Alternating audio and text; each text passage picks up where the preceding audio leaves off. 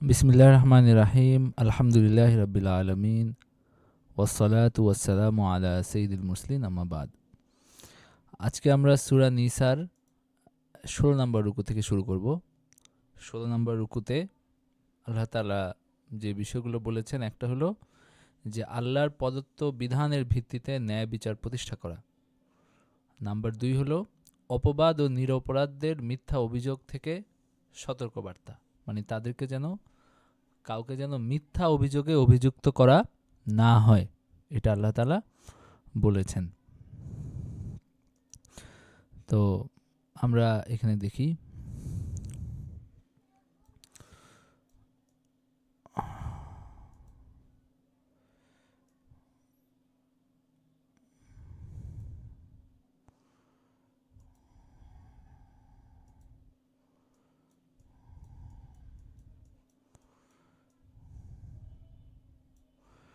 আল্লাহ তাআলা বলেন, ইন্না আনজালনা ইলাইকাল কিতাবা বিল হাক্কি লিতাহকুমা বাইনান নাসি বিমা আরাকাল্লাহ ওয়ালা তাকুল লিল খাইনিনা খাসিমা। আউযু বিল্লাহি মিনাশ শাইতানির রাজিম। বিসমিল্লাহির রহমানির রহিম।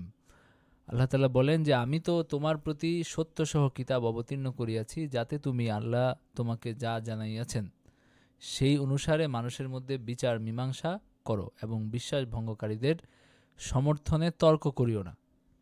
মানে বিশ্বাস ভঙ্গকারী, যারা অন্যায়কারী, তাদের সমর্থনে যেন তুমি তর্ক, মানে কি, মানে হলো উকিল, তাদের পক্ষ সমর্থনকারী যেন না হও, এবং আল্লাহর নিকট ক্ষমা প্রার্থনা করো, নিশ্চয়ই আল্লাহ ক্ষমাশীল পরম দয়ালু। আল্লাহ তাআলার কাছে মানে ক্ষমা প্রার্থনা করো, নিশ্চয়ই আল্লাহ ক্ষমাশীল পরম দয়ালু। এখানে একটা প্রেক্ষাপট আছে, সেটা যদি আমরা একটু পড়ে নেই তাহলে আমাদের বোঝা সহজ হবে। যে মদিনায় তুমা ইবনে উবাইরিক নামক এক দুর্বলচিত্ত মুসলমান, মানে কি দুর্বলচিত্ত মুসলমান, মানে হয়তো সে মুনাফেক, অথবা মানে এমন মুসলমান যে ঠিক আছে ঈমান আছে কিন্তু নানান অপরাধ কর্ম করে বেড়ায়, এই ধরনের। কাতাদা ইবনে নোমান নামক এক প্রতিবেশীর ঘরে শীত কেটে তার সাথে কিছু অস্ত্রশস্ত্র চুরি করে চোরাই মাল এক ইহুদির কাছে গচ্ছিত রাখে।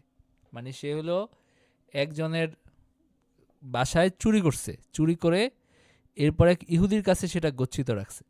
বস্তায় ছিদ্র থাকায় পথে কিছু আটা পড়ে এবং অতঃপর ধরা পড়লে সে ইহুদিকে দোষারোপ করে নিজে বাঁচতে চেষ্টা করে এবং কিছু মুসলমানও তার পক্ষ নেয়।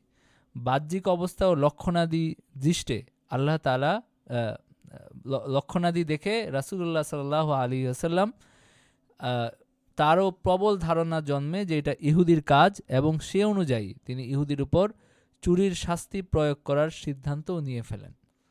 মানে কি, কারণ হলো যে চোরাই মাল পাওয়া গেছে তার কাছে, এরপরে আবার হলো ওই চুরি যে ঘরে হয়েছে সেই ঘর থেকে আবার তার ঘর পর্যন্ত কি আছে, একটা ওই যে আটা পড়ছে বা জিনিসপত্র পড়ছে এরকম একটা চিহ্ন আছে, এবং হলো আপনার সব সাক্ষ্য প্রমাণ লক্ষণ সব কিছু ইহুদির বিরুদ্ধে। তো এই কারণে নবীজি সাল্লাল্লাহু আলাইহি সাল্লাম ইহুদির ব্যাপারে চুরির শাস্তি প্রয়োগ করার তিনি সিদ্ধান্ত নিয়ে ফেলেন। এই সময় এ প্রসঙ্গে কোরআন পাকের পূর্ণ একটি রুকু অবতীর্ণ হয়। এর মাধ্যমে রাসূলুল্লাহ সাল্লাল্লাহু আলাইহি সাল্লামের সামনে ঘটনার বাস্তব রূপ তুলে ধরা হয় এবং এ জাতীয় ব্যাপারাদি সম্পর্কে সাধারণ নির্দেশ প্রদান করা হয়। এটা তাফসিরে আবু সাউদে এই বর্ণনাটা আছে। তো আপনার হলো তার মানে কি, তার মানে হলো যে এখানে একটা অন্যায় ঘটে যাচ্ছিল, একজন ইহুদি তার পক্ষ নিয়ে এই রুকুটা নাজিল হয়েছে। একজন নিরপরাধ ইহুদি, তাকে যেন অন্যায় শাস্তি দেওয়া না হয়, এখানে আল্লাহ তাআলা হস্তক্ষেপ করছেন এবং এখানে নবীজিকে তিনি সতর্ক করছেন যেন এরকম ভুল এই ক্ষেত্রে যেন আরও সাবধানতা অবলম্বন করা হয়। তো আল্লাহ তাআলা বলছেন, আমি তো তোমার প্রতি সত্যসহ কিতাব অবতীর্ণ করেছি, যাতে তুমি আল্লাহ তোমাকে যা জানাইয়াছেন সেই অনুসারে মানুষের মধ্যে বিচার মীমাংসা করো এবং বিশ্বাস ভঙ্গকারীদের সমর্থনে তর্ক করিও না। ওয়ালা তাকুন লিল খাইনিনা খাসিমা।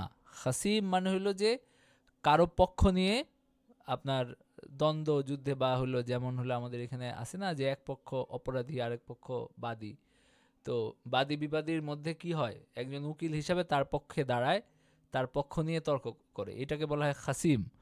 তো তুমি আপনার হলো কোনো খেয়ানতকারীর পক্ষে তুমি হলো বিতর্ককারী হও না, কোনো খেয়ানতকারীর পক্ষে তুমি যেন বিতর্ককারী না হও, এবং আল্লাহর কাছে ক্ষমা প্রার্থনা করো, নিশ্চয়ই আল্লাহ অত্যন্ত ক্ষমাশীল পরম দয়ালু। আর তুমি নিজের প্রতি খেয়ানতকারীদের পক্ষে বিবাদ করবে না, নিশ্চয়ই আল্লাহ তাকে পছন্দ করেন না যে যে বড় খেয়ানতকারী।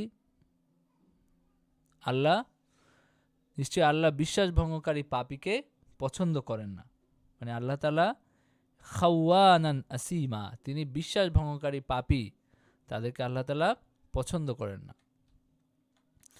মানে যারা নিজেদেরকে ধোঁকা দিবে, নিজেদেরকে প্রতারিত করবে, যারা হলো নিজেদেরকে ধোঁকা দেওয়া মানে কি, মানে এরকম অপরাধ কর্মে যারা জড়িত হবে, তাদের পক্ষ নিয়ে তোমরা ইয়ে করো না। সে তোমাদের দলের লোক হইল, সে হইতে পারে তোমাদের দলের লোক, কিন্তু এরকম না যে তোমাদের দলের একজন লোকের সাথে বাইরের সম্প্রদায়ের কারো ঝগড়া হয়েছে, তো তোমরা আপনার হলো মানে সত্য না দেখে খালি পক্ষ দেখে তাকে সমর্থন করবা, এটা কোনোভাবেই হইতে পারে না, এটা মুসলমানের কাজ না। হলো আরবে একটা কথা চালু ছিল কি, আপনার তোমরা তোমার ভাইয়ের পক্ষে থাকো বা তোমার ভাইকে সাহায্য করো, সে জালেম হোক বা মজলুম হোক। এটা হলো জাতীয়তাবাদী কথা, মানে জাতীয়তাবাদ, এটার অর্থ কি সাম্প্রদায়িক কথা, যেটা জাতীয়তাবাদ আর সাম্প্রদায়িকতা আসলে একই একই জিনিস, যদিও আমরা দুই অর্থে ব্যবহার করি।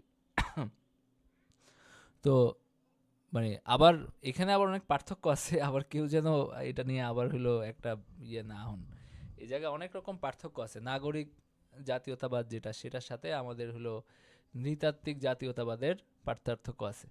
কিন্তু আমি যেটা কথা বলতেছি সেটা হলো যে মানে প্রচলিত অর্থে না, মানে হলো প্রচলিত অর্থে না বলতে আমাদের দেশে যে দলগুলা জাতীয়তাবাদী তারা যে অর্থে বলে, যে ভালো যে অর্থ আছে সেই অর্থে না। কিন্তু এটা, এই জাতীয়তাবাদ জিনিসটা কি, যে আমি সবসময় আমার দেশের পক্ষে থাকবো, আমার দেশ অন্যায়কারী হোক অথবা ভালো কিছু করুক, আমি সবসময় আমার জাতি, যেমন বাঙালি, বাঙালি জাতির নৃতাত্ত্বিক যে বাঙালি জাতি, এটার পক্ষে আমি থাকবো। তারা যদি চাকমাদের উপরে জুলুম করে অথবা মারমারিদের উপর জুলুম করে, তখনও আমি তাদের পক্ষে থাকবো, এরকম একটা চেতনা জাতীয়তাবাদের মধ্যে, বিশেষ করে নৃতাত্ত্বিক জাতীয়তাবাদের মধ্যে থাকে। তো আরবরাও এরকম বলতো, আরবরা বলতো যে তোমার ভাইয়ের পক্ষে থাকো যদি সে জালেম হয় বা যদি সে মজলুম হয়, মানে হলো কেউ যদি আপনার কাউকে অন্য কারোর সাথে সে জুলুম করছে, এরপরেও তুমি তোমার ভাইয়ের পক্ষেই থাকবা। তো এরপরে নবীজি সাল্লাল্লাহু আলাইহি ওয়াসাল্লাম এই কথাটাকে অর্থটা চেঞ্জ করে দিয়েছেন, তিনি বলছেন যে তোমার ভাইকে সাহায্য করো যখন সে মজলুম হয়, যখন সে জালেম হয়। তখন সাহাবারা বলছেন যে এটা মানে আমরা মানে কেমনে এটা করব, কারণ হলো তারা বুঝতে পারছেন যে এটা তো এরকম হওয়ার ইয়ে না, কারণ ইসলাম যে ন্যায় বিচারের কথা বলে সেখানে তো এরকম হওয়ার কোনো কারণ নাই। তখন নবীজি বলছেন যে যে জালেম ভাইকে সাহায্য করার অর্থ হলো তার হাত ধরা, মানে তাকে জুলুম থেকে নিবৃত করা, এটা হলো জালেম ভাইকে সাহায্য করার অর্থ। তো সুতরাং এই ধরনের সাম্প্রদায়িক আচরণের, এই ধরনের জাতীয়তাবাদী সাম্প্রদায়িক আচরণের কোনো সুযোগ ইসলামে নাই। তো আল্লাহ তাআলা এখানে বলছেন যে তোমরা যেন কোনোভাবেই অন্যায়কারীর পক্ষ না নেও, ওয়ালা তুজাদিলু আনিল্লাযিনা ইখতারানু আনফুসাহুম ইন্নাল্লাহা লা ইউহিব্বু মান কানা খাওয়ানান আসিমা। তারা মানুষ থেকে গোপন করতে চায় কিন্তু আল্লাহ থেকে গোপন করে না, অথচ তিনি তাদের সঙ্গেই আছেন রাতে অথবা যখন তারা তিনি যা পছন্দ করেন না এমন বিষয়ে পরামর্শ করে, এবং তারা যা করে তা সর্বতোভাবে আল্লাহর জ্ঞানায়ত্ত। দেখো তোমরা ইহজীবনে তাদের পক্ষে বিতর্ক করিতেছ, কিন্তু কিয়ামতের দিন আল্লাহর সামনে কে তাদের পক্ষে বিতর্ক করবে অথবা কে তাদের উকিল হবে। মানে হা আনতুম হাউলাই জাদালতুম আনহুম ফিল হায়াতিদ দুনিয়া ফামান ইউজাদিলুল্লাহা আনহুম ইয়াওমাল কিয়ামাতি আম্মান ইয়াকুনু আলাইহিম ওয়াকিলা। আল্লাহ তাআলা বলতেছেন যে হা আনতুম, হাউলা, মানে হলো এই জায়গায় তো তোমরা তাদের পক্ষে বিতর্ক করতেছো, তো কিয়ামতের দিন তাদের পক্ষে কে বিতর্ককারী হবে, এটা আল্লাহ তাআলা বলছেন। অথবা তাদেরকে উকিল হবে, তখন তো আল্লাহ তাআলার সামনে সবকিছু স্পষ্ট থাকবে, তখন যে তারা বেঁচে যাবে এরকম না। ومن يعمل سوءا أو يظلم نفسه ثم يستغفر الله يجد الله غفورا رحيما, আর কেউ যখন মন্দ কাজ করে অথবা নিজের প্রতি জুলুম করে পরে আল্লাহর কাছে ক্ষমা প্রার্থনা করে, আল্লাহকে সে ক্ষমাশীল পরম দয়ালু পাবে।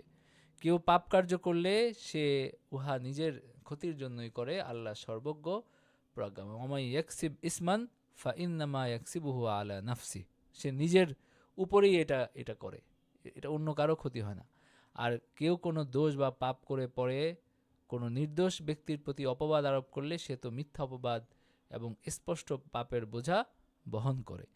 ومن يكسب خطيئة أو إثما ثم يرمي به بريئا فقد احتمل بهتانا وإثما مبينا, কেউ একটা পাপ করে ফেললো, সে যদি অনুতপ্ত হয়, ভুল স্বীকার করে এবং আল্লাহর কাছে ক্ষমা চেয়ে, আল্লাহ তাকে ক্ষমা করতে পারেন। কিন্তু সে যদি নিজের দোষ অস্বীকার করে আরেকজনকে ফাঁসায় এবং তাকে আপনার দণ্ডিত হওয়ার পর্যায়ে নিয়ে যায়, এটা ফাকাদ ইহতামালা বুহতানান ওয়া ইসমাম মুবিনা, সে মিথ্যা অপবাদ দিল এবং স্পষ্ট পাপের বোঝা বহন করলো। তো সুতরাং সে খুবই গর্হিত অন্যায় কাজ করল। তো এই আয়াত থেকে আমাদের শিক্ষা কি আছে, কে একজন বলেন? আসসালামু আলাইকুম। জি বলেন। এখানে আমরা মানে মানে মানব জীবনের কিছু আমরা দৈনন্দিন যে কাজগুলো করি সাধারণত, এই ব্যাপারে আল্লাহ আমাদেরকে শিক্ষা দিয়েছেন। যেমন প্রথম লাইনেই বলা হচ্ছিল যে বিচার মীমাংসা করতে হচ্ছে আল্লাহর ফয়সালাকে প্রাধান্য দিতে হবে, অর্থাৎ আল্লাহর কিতাব অনুযায়ী ফয়সালা করতে হবে। এরপরে আল্লাহ বলছেন আমাদের জন্য যেটা শিক্ষা সেটা হচ্ছে আল্লাহর কাছেই কেবল ক্ষমা প্রার্থনা করতে হবে, কারণ আল্লাহ আমাদেরকে ক্ষমা করতে পারেন। আর এরপরে যেই আয়াত যেটা সম্পর্কে বেশি বলা হয়েছে সেটা হচ্ছে খেয়ানতকারীর পক্ষে কথা বলা যাবে না, অর্থাৎ যিনি অন্যায় করছেন তার পক্ষ হয়ে কথা বলা যাবে না। যে অনেক সময় দেখা যায় যে আমরা জাতীয়তাবাদের পক্ষে কথা বলি, যে বিশেষ করে আমার কাছে মনে হয় যে এটা দেশে থাকলে এলাকা ভিত্তিক বেশি হয়, ও আমার এলাকার মানুষ, ভুল করলো আমার এলাকা, আবার যদি আমি বিদেশে থাকি তাহলে ও বাঙালি। এইরকম সাপোর্টিভ যে কথাবার্তা গুলা অথবা এই টাইপের জাতীয়তাবাদের পক্ষে কথা বলাটা, এটা আল্লাহ পছন্দ করেন না। এরপরে বলা হচ্ছে যে তওবাকারী অবশ্যই ক্ষমা পাবে, কিন্তু মানে পাপ করলে তওবা করলে ক্ষমা পাবে, কিন্তু কেউ যদি পাপ করলো তওবা না করে সে তার পাপের দায়টা অন্য কাউকে চাপায় দিল, মানে অন্যকে ফাঁসাইলো বা এরকম যদি করে, অন্যের গায়ে দোষ চাপালে সে অবশ্যই ক্ষমা পাবে না, আল্লাহ এটার জন্য তাকে অবশ্যই পাকড়াও করবে। আচ্ছা, হ্যাঁ, এই বিষয়গুলো এখানে আছে। আর আরেকটা বিষয় হলো যে এটা থেকে আমরা বুঝতে পারি যে নবীজি সাল্লাল্লাহু আলাইহি ওয়াসাল্লাম গায়েব জানতেন না। তিনি সবকিছু একেবারে গায়েব জানতেন না, যেটা অনেকে মনে করেন। এখানে বোঝা যাচ্ছে তিনি কি করছিলেন, মানে একটা ভুল ফয়সালা করে ফেলছিলেন। তবে বিষয় হলো যে নবীজি ভুল করলে সাথে সাথে আল্লাহ সংশোধন করে দিতেন। মানে তাকে যে আমরা মাসুম বলি, মাসুম কি হিসাবে, যে তাকে ভুল করতে দেওয়া হয় নাই, কারণ তিনি উসওয়ায়ে হাসানা, তিনি যেহেতু আদর্শ, এই কারণে তাকে আপনার নিষ্কলুষ রাখা হয়েছে। তাকে তিনি যদি কোনো ভুলও করে, মানে কখনো যদি ভুল করতে উদ্যত হয়েছেন, সাথে সাথে আল্লাহ তাকে সংশোধন করছেন যেন ভুল না হয়। আর এখানে বিষয়টা হলো না জানার কারণে, দলিলাদিল্লা বা প্রমাণ দেখে অনেক সময় কি হয়, ফয়সালার মধ্যেও এটা ভুল হইতে পারে। তো আল্লাহ তাআলা তাকে সংশোধন করে দিছেন। আর আরেকটা বিষয় হলো যে মানুষের কাছে লজ্জিত হওয়ার চেয়ে আল্লাহর কাছে লজ্জিত হওয়া অধিক শ্রেয়। আল্লাহ তাআলা মানুষের গোপনে এবং প্রকাশ্য যাবতীয় কর্ম সম্বন্ধে মানে সম্যক অবগত। আচ্ছা, আর দুনিয়াতে কোনো অপরাধীর পক্ষাবলম্বন করে তার উপকার করার চেষ্টা করা, এটা আপনার কাছে যতই ভালো মনে হোক, এটা ভালো না, কারণ পরকালে তার উপকার করা যাবে না। তো সুতরাং তাকে বরং সেই পথ থেকে ফিরানোর চেষ্টা করা উচিত, তাকে না বাঁচিয়ে সেই পথ থেকে ফিরানোর চেষ্টা করা উচিত।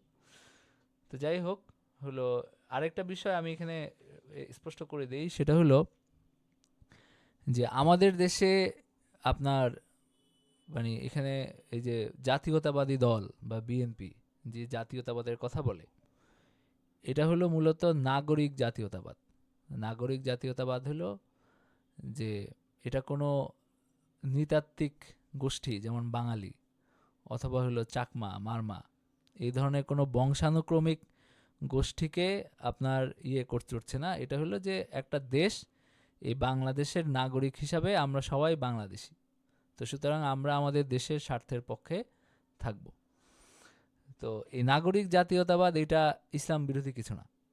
কারণ হলো এটা হলো বলে না যে আমরা যেমন হলো বলছিল কি যেন, ওই যে হিটলার যেমন বলছিল যে জার্মানিরা সর্বশ্রেষ্ঠ, বিশেষ করে ওই যে নীল চোখের একদম বিশুদ্ধ জার্মান খুঁজে বের করার একটা করছিল যে এই নৃতাত্ত্বিক যে জার্মান জনগোষ্ঠী এরা হলো সর্বশ্রেষ্ঠ। এগুলো হলো মানে ধ্বংসাত্মক আসলে মতাদর্শ, এবং এগুলোর কারণে কি হয়, এগুলোর কারণে জুলুম হয়। মানুষ নিজেদেরকে যদি মনে করে যে আমরা সর্বশ্রেষ্ঠ এবং হলো সবাই আমাদের দাস হওয়ার যোগ্য, তাহলে এটা একটা ভয়াবহ ব্যাপার।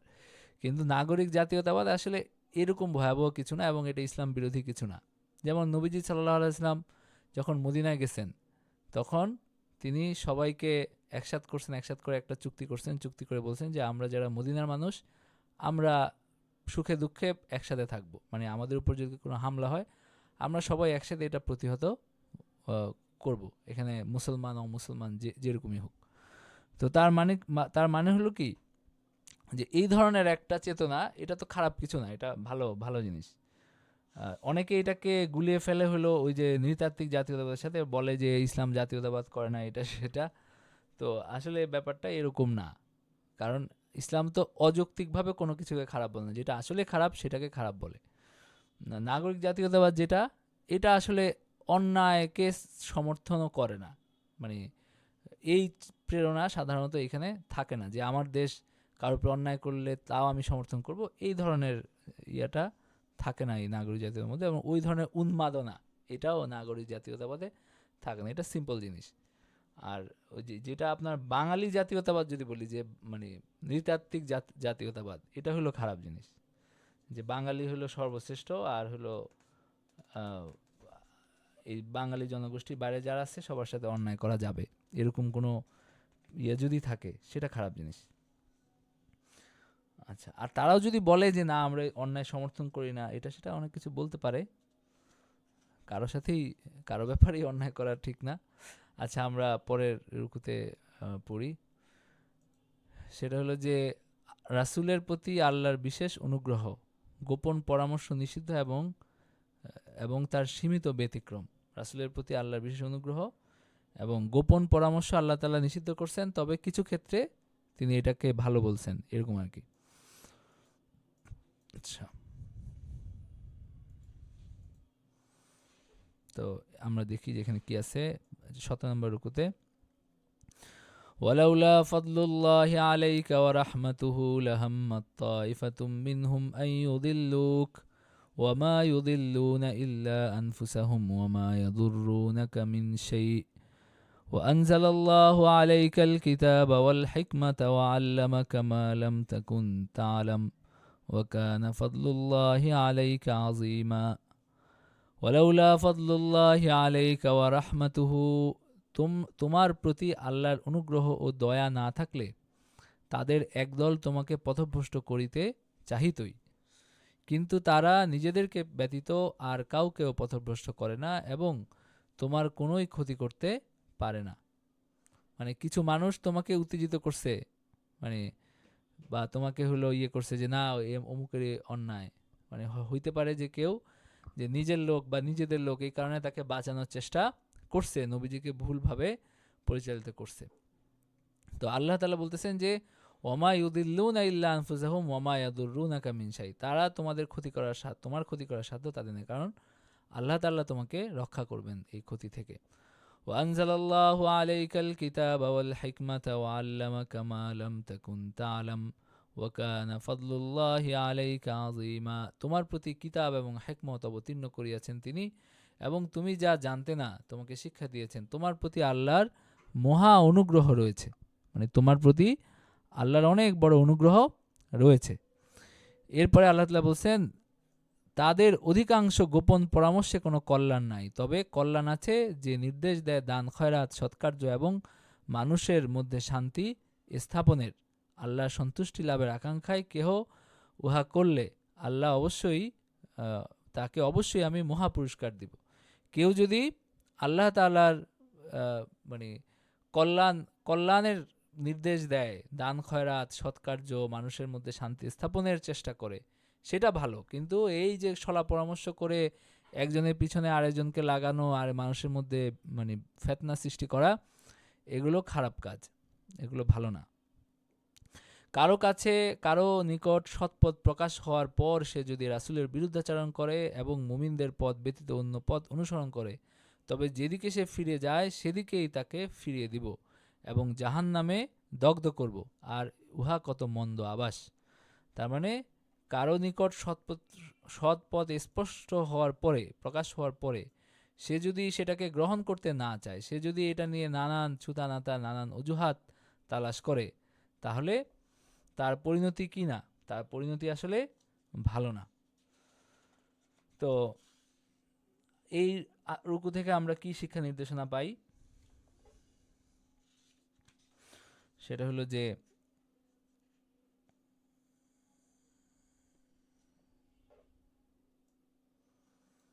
বলেন কেউ?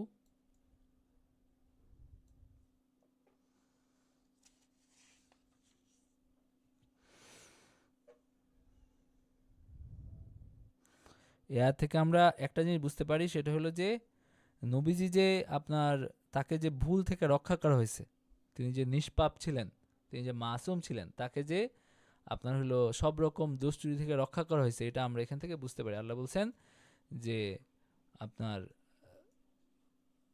ওয়ামা ইউদিল্লুনা ইল্লা আনফুসাহুম ওয়ামা ইয়াদুররুনাকা মিন শাই, তারা কোনো ক্ষতি করতে পারবে না যতই তোমাকে ভুল পথে পরিচালিত করার চেষ্টা করুক। তার মানে কি? তার মানে আল্লাহ তাআলা সবসময় তাকে রক্ষা করছেন। তো এখানে নবীজি সাল্লাল্লাহু আলাইহি সাল্লাম তিনি চোরকে নির্দোষ মনে করেছিলেন এবং তার বাহ্যিক অবস্থা এবং উক্তি সাক্ষ্য এটা দেখেই তিনি ফয়সালা করছিলেন। তো সুতরাং সত্যের ব্যাপারে তার কোনো শৈথিল্য নাই, বরং কি তাকে ভুল বোঝানো হয়েছে, তাকে হলো তার সামনে বিষয়টা অন্যভাবে উপস্থাপন করা হয়েছে, এই কারণে তিনি ভুল ফয়সালা করে ফেলতে নিচ্ছিলেন আর কি, কিন্তু আল্লাহ তাআলা তাকে সেটা করতে দেন নাই। তো তুমি তা জানতে না, এটা তোমাকে শিক্ষা দিয়েছেন। এ থেকে বোঝা যায় যে আল্লাহ না জানালে নবীজি গায়েব জানতেন না, এটা স্পষ্ট বোঝা যায় যে নবীজি সাল্লাল্লাহু আলাইহি সাল্লাম তিনি গায়েব জানতেন না। তিনি আমাদের মতো মানুষ ছিলেন, তিনি হাজির নাজির বা সব কিছু জানেন, ব্যাপারটা এরকম না, সব গায়েব টায়েব সব কিছু জানেন, বরং আল্লাহ তাআলা যতটুকু তাকে জানিয়েছেন তিনি ততটুকু জানতেন, এটা হলো বিষয়। আচ্ছা, এরপরে আপনার হলো কোনো সৎ কাজের উদ্দেশ্য ছাড়া গোপন সলা পরামর্শ এটা কল্যাণকর না। মানে অসৎ কাজের জন্য মানুষের পিছনে তার মন্দ কথা বলা, মানুষের মধ্যে ঝগড়াঝাটি লাগানো, এগুলোর জন্য সলা পরামর্শ করা এটা খুবই গর্হিত কাজ। দান খয়রাত সৎ কাজ এবং মানুষের মধ্যে শান্তি স্থাপনের গুরুত্ব উপলব্ধি করা যায় এই আয়াত থেকে। এবং রাসূলের বিরুদ্ধাচরণ এটা জাহান্নামে যাওয়ার কারণ। রাসূলের বিরুদ্ধাচরণ, ওমাই ইউশাকির রাসূল, যারা রাসূলের বিরুদ্ধাচরণ করে এবং মিন বাদি মা তাবায়্যানাল হুদা ওয়া ইয়াত্তাবি গায়রা সাবিলিল মুমিনিন, এবং মুমিনদের বিপরীত পথ অনুসরণ করে। মুমিনরা যে পথ অনুসরণ করে সেটাকে বাদ দিয়ে তারা হলো বিপরীত পথ অনুসরণ করে। তো এই আয়াত থেকে আবার কি বোঝা যাচ্ছে? সেটা হলো যে মুসলমানদের পথ, মানে মুসলমানদের সম্মিলিত পথের কি আছে, একটা গুরুত্ব আছে। মুসলমানরা ইজমা যে বিষয়গুলোতে হয়েছে, ইজমা উল উম্মা, ইজমা ও সাহাবা, সবাই একমত হয়ে গেছে মুসলমানরা যে এটা এরকম হবে, ঠিক আছে? তো এই বিষয়গুলোতে আপনার হলো এটার আর বিরুদ্ধাচারণ করা ঠিক না, কারণ সবাই আল্লাহ যে কোরআন দিছেন, তারপরে যেই নীতি দিছেন, এটার আলোকেই সবার কাছে যদি মনে হয় যে এটা সঠিক, তাহলে সেটাই সঠিক। তো এই ইজমায়ের কি আছে, একটা মূল্য আছে, এটাও বোঝা যায় এই আয়াত থেকে, যে ওয়ায়াত তাবিয়া গাইরা সাবিলিল মুমিনিন। আর গাইরা সাবিলিল মুমিনিন আহলে সুন্নাহ ওয়াল জামাত যেটাকে বলে, যেটা আমাদের দেশে খুব পরিচিত, সবাই তো আহলে সুন্নাত ওয়াল জামাত, এবং একটা বকায়দা দল আছে, নাম হলো আহলে সুন্নাহ ওয়াল জামা। মানে হলো যে তারা নিজেদের নামই রেখে দিছে, মানে ধরেন আমরা তো নানান দল টল থাকে না, যেমন হলো আপনার রাজনৈতিক দলের বিভিন্ন নাম থাকে, তারপরে এরপরে আবার বিতর্ক হয় তারা আহলে সুন্নাত ওয়াল জামাতের মানে বহির্গত নাকি ভিতরগত। তো তারা নিজেদের নামই রেখে দিছে আহলে সুন্নাত ওয়াল জামাত, যেন এই ধরনের আর কোনো সমস্যা না থাকে। তো আহলে সুন্নাত ওয়াল জামাত জিনিসটা কি? আহলে সুন্নাত ওয়াল জামাত হলো যারা নবীজি সাল্লাল্লাহু আলাইহি ইসলামের সুন্নাহ অনুসরণকারী এবং সাহাবীদের যে জামাত, সেই জামাতের সুন্নাহ অনুসরণকারী। মানে তারা যেভাবে দিন কায়েম করছেন, কথাটার অর্থ আবার কি? মানে হলো তারা যেভাবে দিন পালন করছেন সেই দিন পালন করা তাদের মতো করে। ওয়াত্তাবিয়া গায়রা সাবিলিল মুমিনিন না, বরং ওয়াত্তাবিয়া সাবিলাল মুমিনিন, মানে ইত্তেবাউ সাবিলিল মুমিনিন, মুমিনদের পথ অনুসরণ করা। ওই যে আল্লাহ তাআলা সূরা বাকারা শুরুতে বলছেন না যে ইযা কিলা লাহুম আমিনু কামা আমানান নাস, তোমরা ঈমান আনো যেভাবে মানুষরা ঈমান আনছে। মানুষরা কারা? মানে নবীজির সাহাবায়ে কেরাম, যারা মুহাজির আনসার, সেই সময় as-সাবিকুনাল আউয়ালুন, যারা সেই প্রথম দিকে ইসলাম গ্রহণকারী, তাদের বিশেষ মর্যাদা আল্লাহর কাছে আছে। আল্লাহ তাআলা বলছেন যে আমিনু কামা আমানান নাস, তাদের মতো করে ঈমান আনো যেভাবে মানুষ ঈমান আনছে।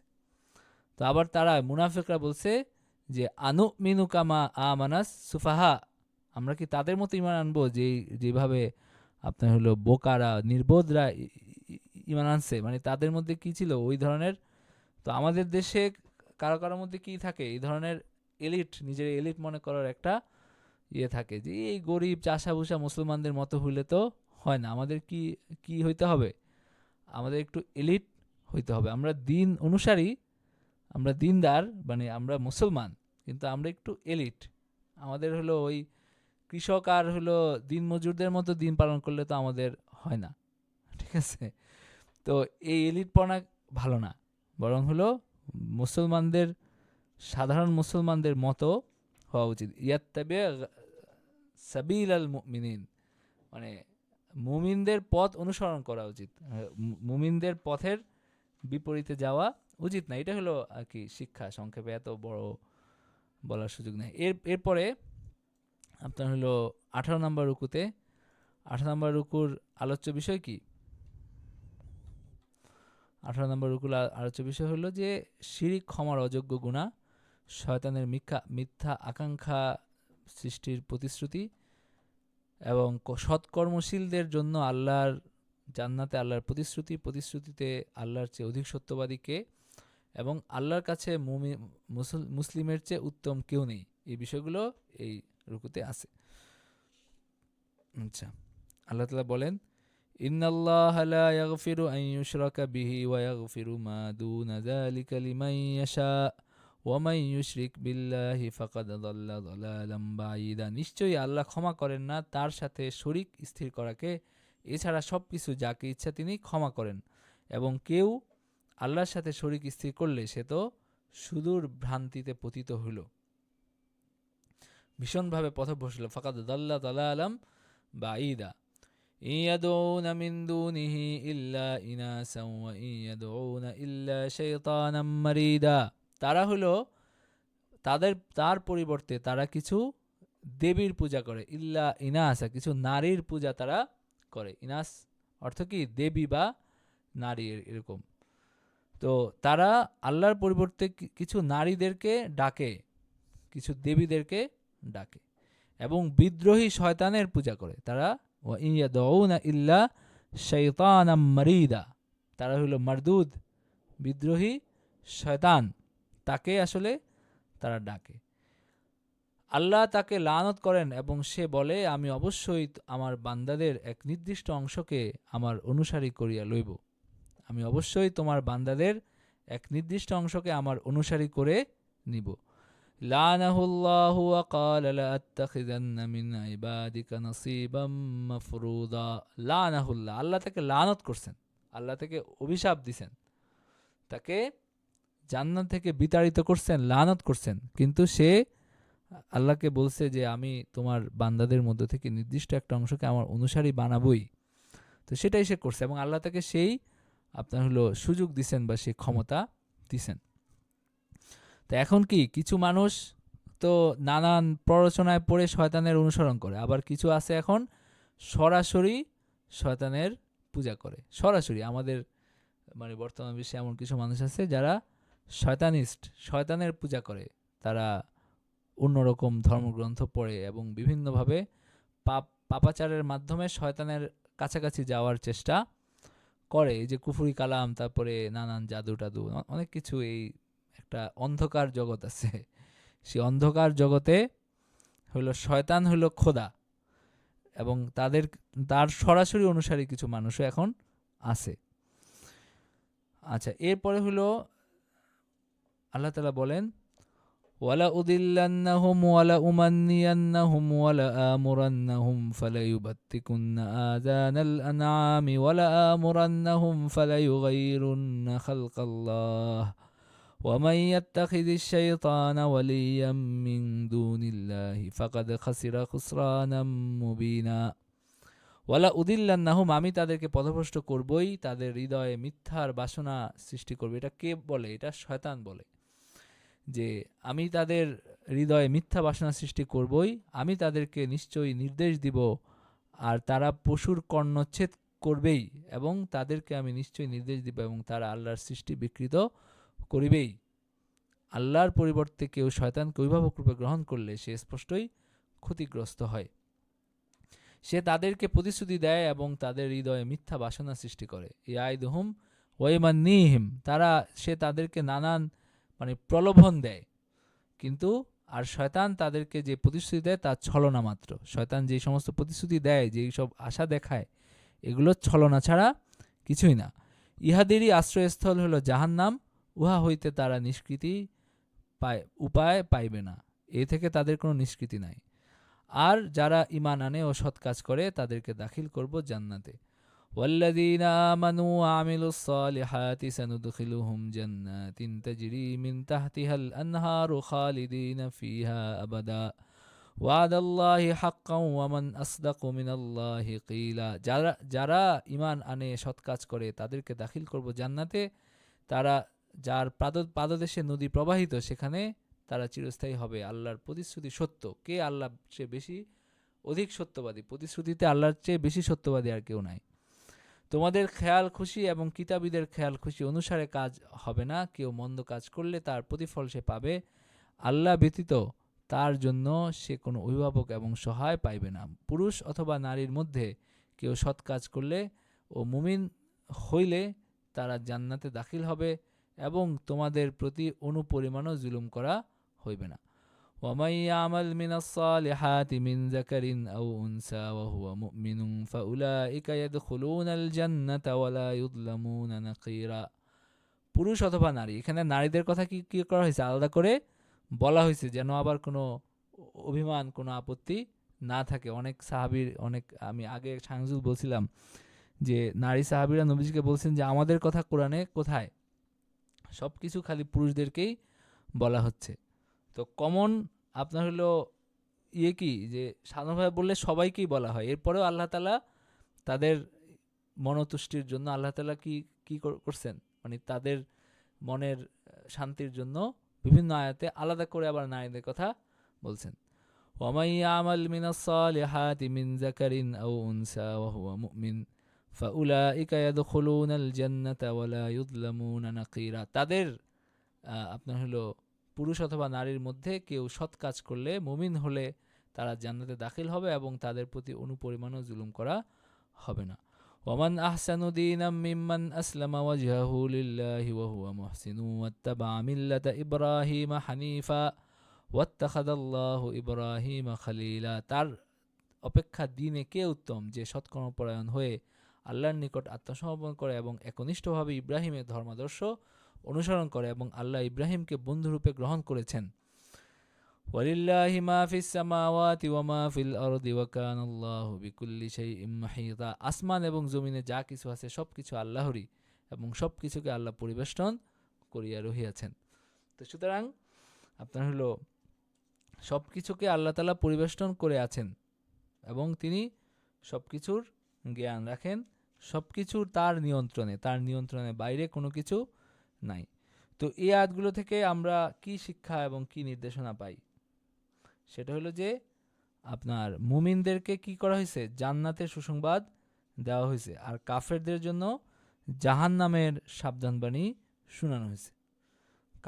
কাফেরদেরকে জাহান্নামের সাবধানবাণী দেওয়া হয়েছে, এবং বলা হয়েছে যে শয়তান যে সমস্ত প্রতিশ্রুতি দেয় এগুলোর কি নাই, এগুলোর কোনো ভিত্তি নাই, এগুলো হলো সব ভুয়া প্রতিশ্রুতি, এবং আল্লাহ তাআলা যে ওয়াদা করেন সেটা সুনিশ্চিত, সেটা সত্য।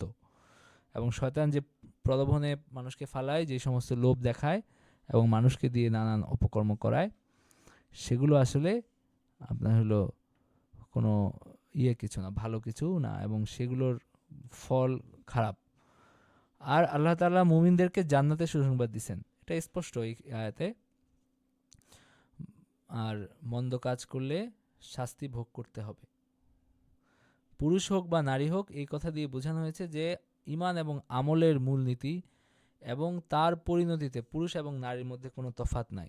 পুরুষরা যেমন তার আমলের প্রতিদান পাবে, নারীরাও একইভাবে তার আমলের প্রতিদান পাবে, এবং আল্লাহর কাছে মর্যাদার ক্ষেত্রে নারী পুরুষের মধ্যে কোনো পার্থক্য নাই।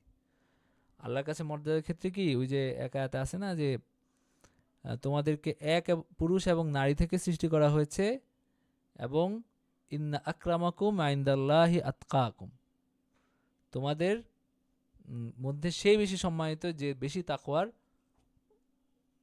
তাকওয়া যার আছে। তো এই ক্ষেত্রে কি সবাই সমান, দুনিয়ার সব মানুষ, আরব অনারব, নবীজির বংশের, নবীজির বাইরের বংশের, সবাই সমান। আল্লাহর কাছে মর্যাদার ক্ষেত্রে সবাই সমান। আচ্ছা, এরপরে হলো আপনার এখানে ইব্রাহিম আলাইহিস সালামের যে কথা বর্ণনা করা হয়েছে, আল্লাহ তাআলা তাকে বন্ধু হিসাবে, বন্ধুরূপে গ্রহণ করছেন। এখানে তার একটা বিশেষ মর্যাদার কথা আমরা বুঝতে পারি। আর আল্লাহর আধিপত্যে সব কিছু আছে আসমানসমূহ এবং জমিনে।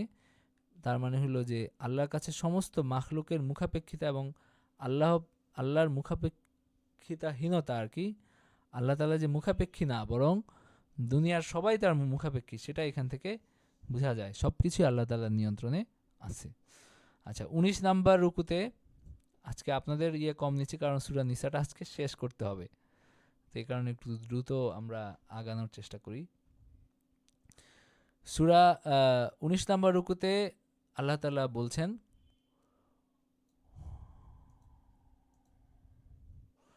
নারী, এতিম এবং কন্যা শিশুদের, অসহায় শিশুদের ব্যাপারে ন্যায় বিচার প্রতিষ্ঠা করার নির্দেশ।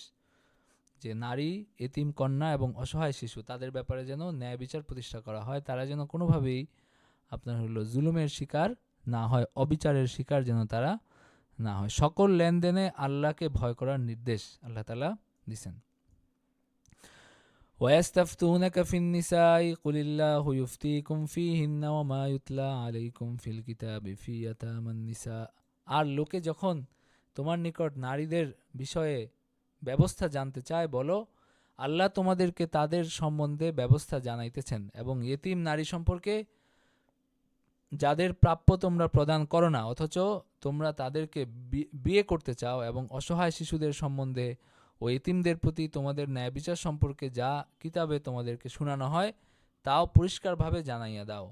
আর যে কোনো সৎ কাজ তোমরা করো, আল্লাহ তো তা সবিশেষ অবহিত আছেন। তার মানে আল্লাহ কি করার নির্দেশ দিচ্ছেন? আল্লাহ তাআলা ন্যায় বিচার করার নির্দেশ দিচ্ছেন। আচ্ছা, ওয়া আন তাকুমু লিল ইয়াতামা বিল কিসত, এবং তোমরা যেন এতিমদের প্রতি কি করো? ন্যায় বিচার করো।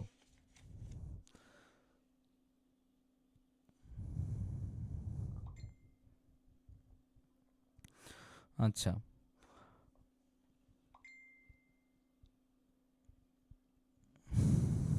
আচ্ছা, এটা তো স্পষ্টই। এরপরে হলো وإن امرأة خافت من بعلها نشوزا أو إعراضا فلا جناح عليهما أن يصلحا بينهما صلحا কোনো স্ত্রী যদি তার স্বামীর দুর্ব্যবহার অথবা উপেক্ষার আশঙ্কা করে, স্বামীর পক্ষ থেকে নুশুজ, আমি আগে বলছিলাম না যে নুশুজ শব্দটা নারীর ক্ষেত্রেও ব্যবহার করা হয়েছে, স্ত্রীর ক্ষেত্রেও মানে পুরুষের ক্ষেত্রেও ব্যবহার করা হয়েছে, স্বামীর ক্ষেত্রেও ব্যবহার করা হয়েছে।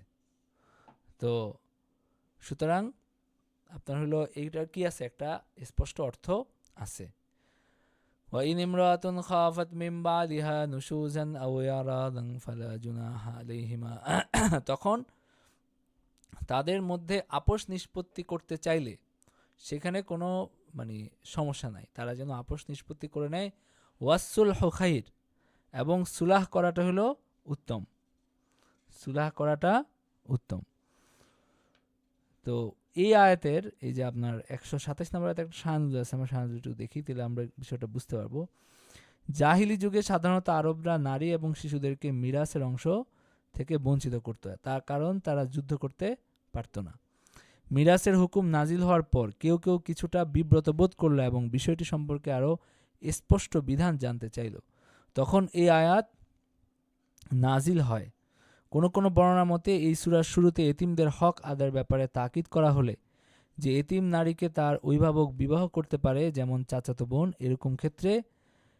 এরকম ক্ষেত্রে হলো অভিভাবক সেই এতিম নারীকে বিবাহ করা থেকে বিরত থাকে এই আশঙ্কায় যে তার হক আদায় করতে পারবে না বা আদায় হবে না। কিন্তু অভিজ্ঞতায় দেখা গেল অনেক ক্ষেত্রে এতিম নারীর এরূপ অভিভাবক তাকে বিবাহ করলেই তার পক্ষে ভালো হয়ে থাকে।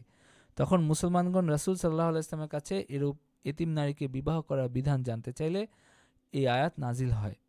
তো তার মানে কি, তার মানে হলো এখানে আল্লাহ তাআলা আসলে দুইটা ব্যাপার, একটা হলো যে একটা শায়ানুজুল হলো যে এখানে তারা ইয়ের ব্যাপারে মানে নারীদেরকেও আবার মিরাজ দিতে হবে, এটা আবার কেমন ফয়সালা, এই ব্যাপারে কোনো আরও স্পষ্ট বিধান, মানে এটা কোনোভাবে রহিত করা বা কিছু করা যায় কিনা, এই ধরনের তাদের মধ্যে ছিল, দ্বিধাদ্বন্দ্ব ছিল। তখন আল্লাহ তাআলা স্পষ্ট করে বলছেন যে সেটা কি হয়েছে, ফয়সালা হয়ে গেছে এবং এটা নিশ্চিত, এই ব্যাপারে কোনো নাই। আরেকটা শায়ানুজুল হলো যে এতিম নারীদের বিয়ে করার ব্যাপার, এইখানে এটাও আসছে আপনার হলো যে ওয়াতারগাবুনা আন তানকিহুন্না ওয়াল মুস্তাযআফিনা মিনাল উইলদান ওয়া আন তাকুমু লিল ইয়াতামা বিল কিসত। তার মানে হলো যদি কেউ বিয়ে করতে চায় তাহলে ন্যায় বিচারের সাথে, ন্যায়পরায়ণতার সাথে যদি করে, তাকে উপযুক্ত মোহর দিয়ে তাকে ভালো রাখার যদি করে, তাহলে সেটা হইতে পারে। তো সেই অনুমতি তো আল্লাহ তাআলা দিছেন। তো তো আরো পরিষ্কারভাবে এখানে জানানো হলো, এগুলো সবকিছুই আগে আসছে, তো এখানে আরো জোর দেওয়া হলো আর কি, যেটা আল্লাহ বলছেন এটাই এখানে বলা হলো আর কি।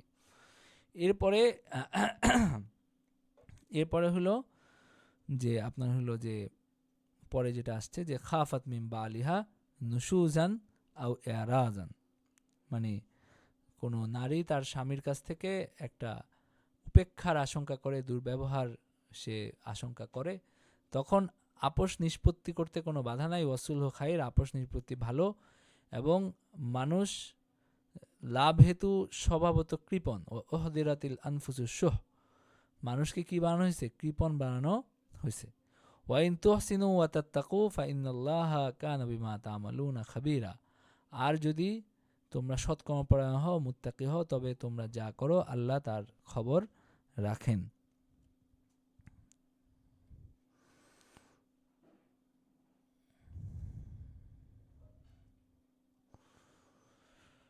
আচ্ছা, তো এরপরে আমরা শিক্ষা নির্দেশনাগুলো পরে জানবো। এরপরে তোমরা যত ইচ্ছা করো না কেন তোমাদের স্ত্রীদের প্রতি সমান ব্যবহার করতে কখনোই মানে তোমরা এটা সক্ষম হবে না, যত চেষ্টাই করো।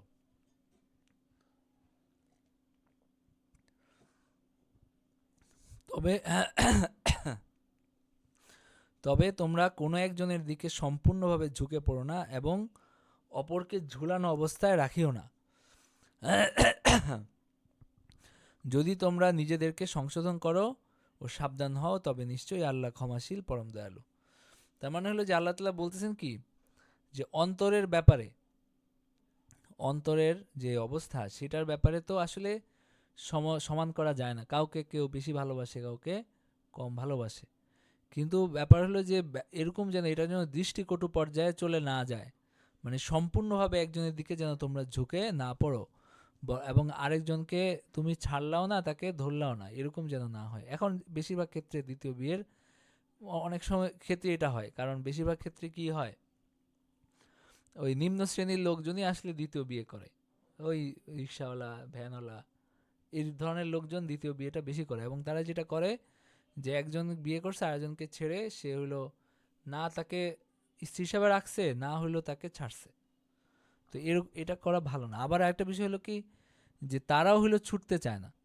মানে আমি আজকেও এরকম একটা পাইছি, আপনাদেরই একজন বলছে যে তাকে আরেকটা বিয়ে করে সে বাইরে চলে যাবে, কিন্তু এই স্ত্রী, সে হলো এখনও তার স্ত্রী হিসাবে আছে, তার সন্তানদের সে দেখাশোনা করতেছে, তার বাপের বাড়িতে হইলো বাড়িঘর মানে করে থাকবে, এই ধরনের কিছু আর কি।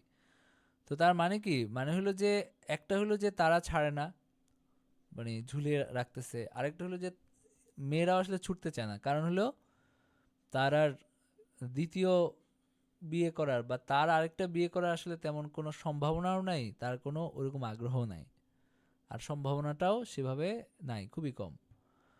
তো এই ধরনের একটা অচল অবস্থা আমাদের এখানে সৃষ্টি হয়ে আছে আর কি। তো আল্লাহ তাআলা এখানে বলতেছেন যে তোমরা যেন পরিপূর্ণভাবে মানে পুরোপুরি একদিকে ঝুঁকে না যাও এবং আরেকজনকে ঝুলিয়ে না রাখো, আর যদি তোমরা সংশোধন করো, সাবধান হও, তবে আল্লাহ ক্ষমাশীল পরম দয়ালু। আল্লাহ যদি, তোমরা যদি নিজেদেরকে সংশোধন করো, তাহলে আল্লাহ ক্ষমা করতে পারেন।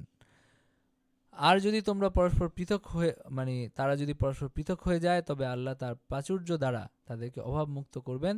আল্লাহ প্রাচুর্যময়, প্রজ্ঞাময়।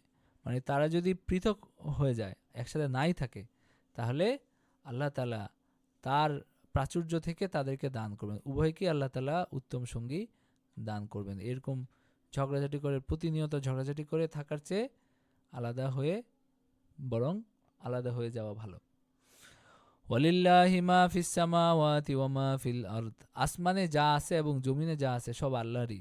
তোমাদের পূর্বে যাদেরকে কিতাব দেওয়া হয়েছে তাদেরকে এবং তোমাদেরকেও নির্দেশ দিয়েছে যে তোমরা আল্লাহকে ভয় করবে। তোমরা কুফরি করলেও আসমানে যা আছে এবং জমিনে যা আছে তা আল্লাহরই, এবং আল্লাহ অভাবমুক্ত, প্রশংসা ভাজন। আসমানে যা আছে এবং জমিনে যা আছে সব আল্লাহরই, এবং কর্মবিধানে আল্লাহ তাআলাই যথেষ্ট, আল্লাহই যথেষ্ট।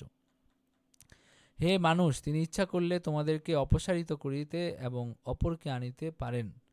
ইয়াশা ইউযহিবকুম আইয়ুহান নাস ওয়া ইয়াতি বিআখারিন। তিনি ইচ্ছা করলে তোমাদেরকে অপসারিত করতে এবং অপরকে আনিতে সক্ষম, তিনি পারেন, আল্লাহ এটা করতে পরিপূর্ণভাবে সক্ষম। ওয়া কানাল্লাহু আলা যালিকা কাদিরা। মানে তোমরা যদি আল্লাহর বিধান না মানো, তোমরা যদি আল্লাহর কাজ না করো, আল্লাহ তাআলা তোমাদের স্থলাভিষিক্ত অন্য কাউকে করতে পারেন। তো আল্লাহ তাআলার কি নাই, কোনো ঠেকা নাই। মানে তোমাদের কাছে আল্লাহ তাআলার কোনো ঠেকা নাই যে তোমরা না করলে আল্লাহ তাআলার কাজ বন্ধ হয়ে থাকবে, ব্যাপারটা এরকম না। মান কানা ইউরিদু সাওয়াবাদ দুনিয়া ফাইন্দাল্লাহি সাওয়াবুদ দুনিয়া ওয়াল আখিরাহ ওয়া কানাল্লাহু সামিআম বাসীরা। কেউ দুনিয়ার পুরস্কার চাইলে তবে আল্লাহর নিকট দুনিয়া এবং আখিরাতের পুরস্কার রয়েছে। আল্লাহ সর্বশ্রোতা, সর্বদ্রষ্টা। তো এই আয়াতগুলো থেকে আমরা কি শিক্ষা এবং নির্দেশনা পাই?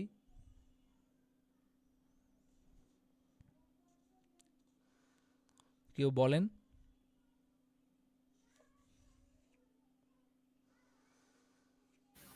এখানে অল্প একটু লিখতে পারছি, সেটা হচ্ছে প্রথমে আল্লাহ এখানে রুকুন 19 কথা শুধু বলতেছি। এখানে আল্লাহ বলছেন যে ন্যায় বিচারের কথা প্রথমে বলা হচ্ছে, আর এতিমদের প্রতি ন্যায় বিচারের কথা আল্লাহ স্পেশালি বলে দিচ্ছে যে এতিম নারীদেরকে বিয়ে করা যেতে পারে যদি ন্যায় বিচার করতে পারে, তাহলে এতিম নারীদেরকে মানে ন্যায় বিচারের একটা অংশ হিসেবে বিয়ে করা যেতে পারে। এরপরে আল্লাহ আবার বলছেন যে স্বামী যদি দুর্ব্যবহার করে সেই ক্ষেত্রে হচ্ছে মীমাংসা করে নিতে হবে। আমি এটুকু পর্যন্ত নোট করছি। না, স্বামী দুর্ব্যবহার করলে মীমাংসা করে নিতে হবে, ব্যাপারটা এরকম না। মানে এটা বুঝতে আপনি বোধহয় ভুল ওইখানে করছেন আর কি। ওইখানে একটা, হ্যাঁ হ্যাঁ, একটা শব্দ ছিল আরবি। আচ্ছা, এতিম এবং নারী এবং শিশুদের মিরাস, মোহর ইত্যাদি ব্যাপারে পূর্ব বর্ণিত জি, বিধিবিধান কার্যকরী রয়েছে। মানে এটা এখানে হ্যাঁ, স্পষ্ট করা হলো যে মিরাসের এতিম, বিষয়টা। নারী এবং শিশুদের মিরাস এবং মোহরের ব্যাপারে যে বিধান দেওয়া হয়েছে সেটা কার্যকর। সেই ক্ষেত্রে কি নাই, কোনো পরিবর্তন হয় না এবং হবে। পরিবর্তন হবেও না। ঠিক। এবং এই আয়াত থেকে এই শিক্ষা পাওয়া যায় যে আল্লাহর বিধানের বিপরীতে কোনো প্রথা, কোনো প্রচলন, কোনো যুক্তি, কোনো মনোবৃত্তি এটা গ্রহণযোগ্য না। এতিমদের প্রতি সুবিচারের নির্দেশ প্রদান করা হয়েছে এবং কল্যাণকর কাজের জন্য সবাইকে উদ্বুদ্ধ করা হয়েছে। আর ওই আয়াতে, এই আয়াতে দাম্পত্য জীবন সম্পর্কে একটি গুরুত্বপূর্ণ দিক নির্দেশনা দেওয়া হয়েছে, তা হলো স্বামী স্ত্রী উভয়ে নিরপরাধ হওয়া সত্ত্বেও পারস্পরিক মনের মিল না হওয়ার কারণে স্ত্রী যদি তার ন্যায্য অধিকার থেকে বঞ্চিত হওয়ার আশঙ্কা বোধ করে, যেমন একজন সুদর্শন সুঠামদেহী স্বামীর স্ত্রী মানে আপনার হলো স্বাস্থ্যবান না হওয়া, অধিক বয়স্কা বা সুশ্রী না হওয়ার কারণে তার প্রতি স্বামীর মন আকৃষ্ট হচ্ছে না, এরকম অবস্থায় স্বাভাবিকভাবে স্বামী স্ত্রী উভয়ের সম্মতি সাপেক্ষে বিয়ে বিচ্ছেদ হয়ে গেলে ভদ্রতা ও শালীনতার সাথেই তা সম্পন্ন করতে হবে। আর যদি স্ত্রী তার সন্তানের খাতিরে অথবা নিজের অন্য কোনো আশ্রয়ে না থাকার কারণে বিবাহ বিচ্ছেদে অসম্মত হয়, তাহলে সেক্ষেত্রে স্ত্রী তার প্রাপ্য মোহর এবং খোরপোশের ন্যায্য দাবি আংশিক বা পুরোপুরি প্রত্যাহার করে স্বামীকে বিবাহ বন্ধন অটুট রাখতে সম্মত করাতে পারে। তখন দায়িত্ব থেকে অনেকটা রেহাই পাওয়া গেল, তবে স্বামী হয়তো বিবাহ বন্ধন অটুট রাখতে সম্মত হয়ে যাবে। মানে ব্যাপারটা কি, ব্যাপারটা হলো যে স্বামী তার প্রতি আর আগ্রহ পাচ্ছে না, এরকম যদি হয় তখন তারা দুইজন মিলে একটা মাঝামাঝি পর্যায়ে আসতে পারে যে আমরা কি একসাথে থাকবো নাকি আলাদা হয়ে যাব। যদি আলাদা হয়ে না যায়, যদি স্ত্রী মনে করে যে না আমার আলাদা হওয়াটা আমার জন্য ভালো হবে না, ঠিক যদি না হয় তাহলে সেই ক্ষেত্রে সে হলো খোরপোশের দাবি করে একটা মানে সুলাহ করতে পারে, মাঝামাঝি একটা জায়গায় আসতে পারে তারা দুইজন কথাবার্তা বলে। তো এটা হলো যে তারা নিজেদের মধ্যে কথাবার্তা বলে যদি পারে। আর আরেকটা আমরা আগে পড়ছিলাম না যে যদি নিজেদের মধ্যে এটা না সমাধান হয় তখন কি হবে, তখন তো ফ্যামিলির লোকজন ডেকে সমাধান করতে হবে। তো এখানে আল্লাহ তাআলা কি বলছেন, বলছেন যে তোমরা নিজেরা যদি কথাবার্তা বলে কিছু করতে পারো সেটা তোমাদের জন্য ভালো, ওয়াসুলহু খাইর। আর একাধিক স্ত্রী থাকলে তাদের মধ্যে সম্ভব মানে সব বিষয়ে সমতা রক্ষা করা এটা গুরুত্বপূর্ণ।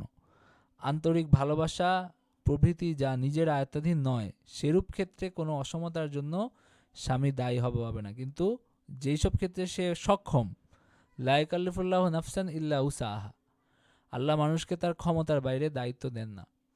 তো যেই দায়িত্বটা সে পালন করতে পারে সেটা তাকে পালন করতে হবে, যেটা সে পারে না সেটা অন্য বিষয়।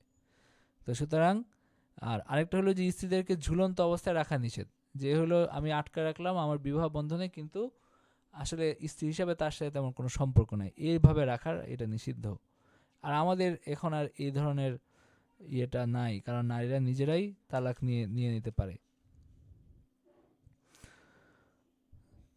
তো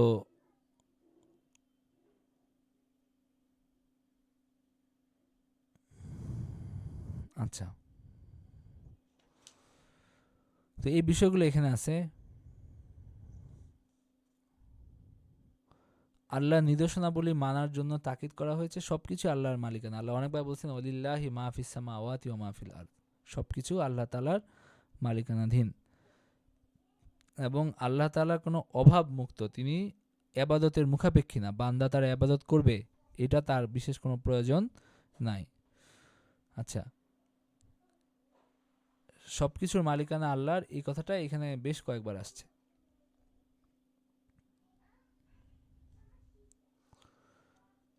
তো শেষ আয়াতে যেটা বলা হয়েছে যে আল্লাহর আনুগত্য করলে দুনিয়া এবং আখিরাত সব জায়গায় তিনি পুরস্কৃত করবেন।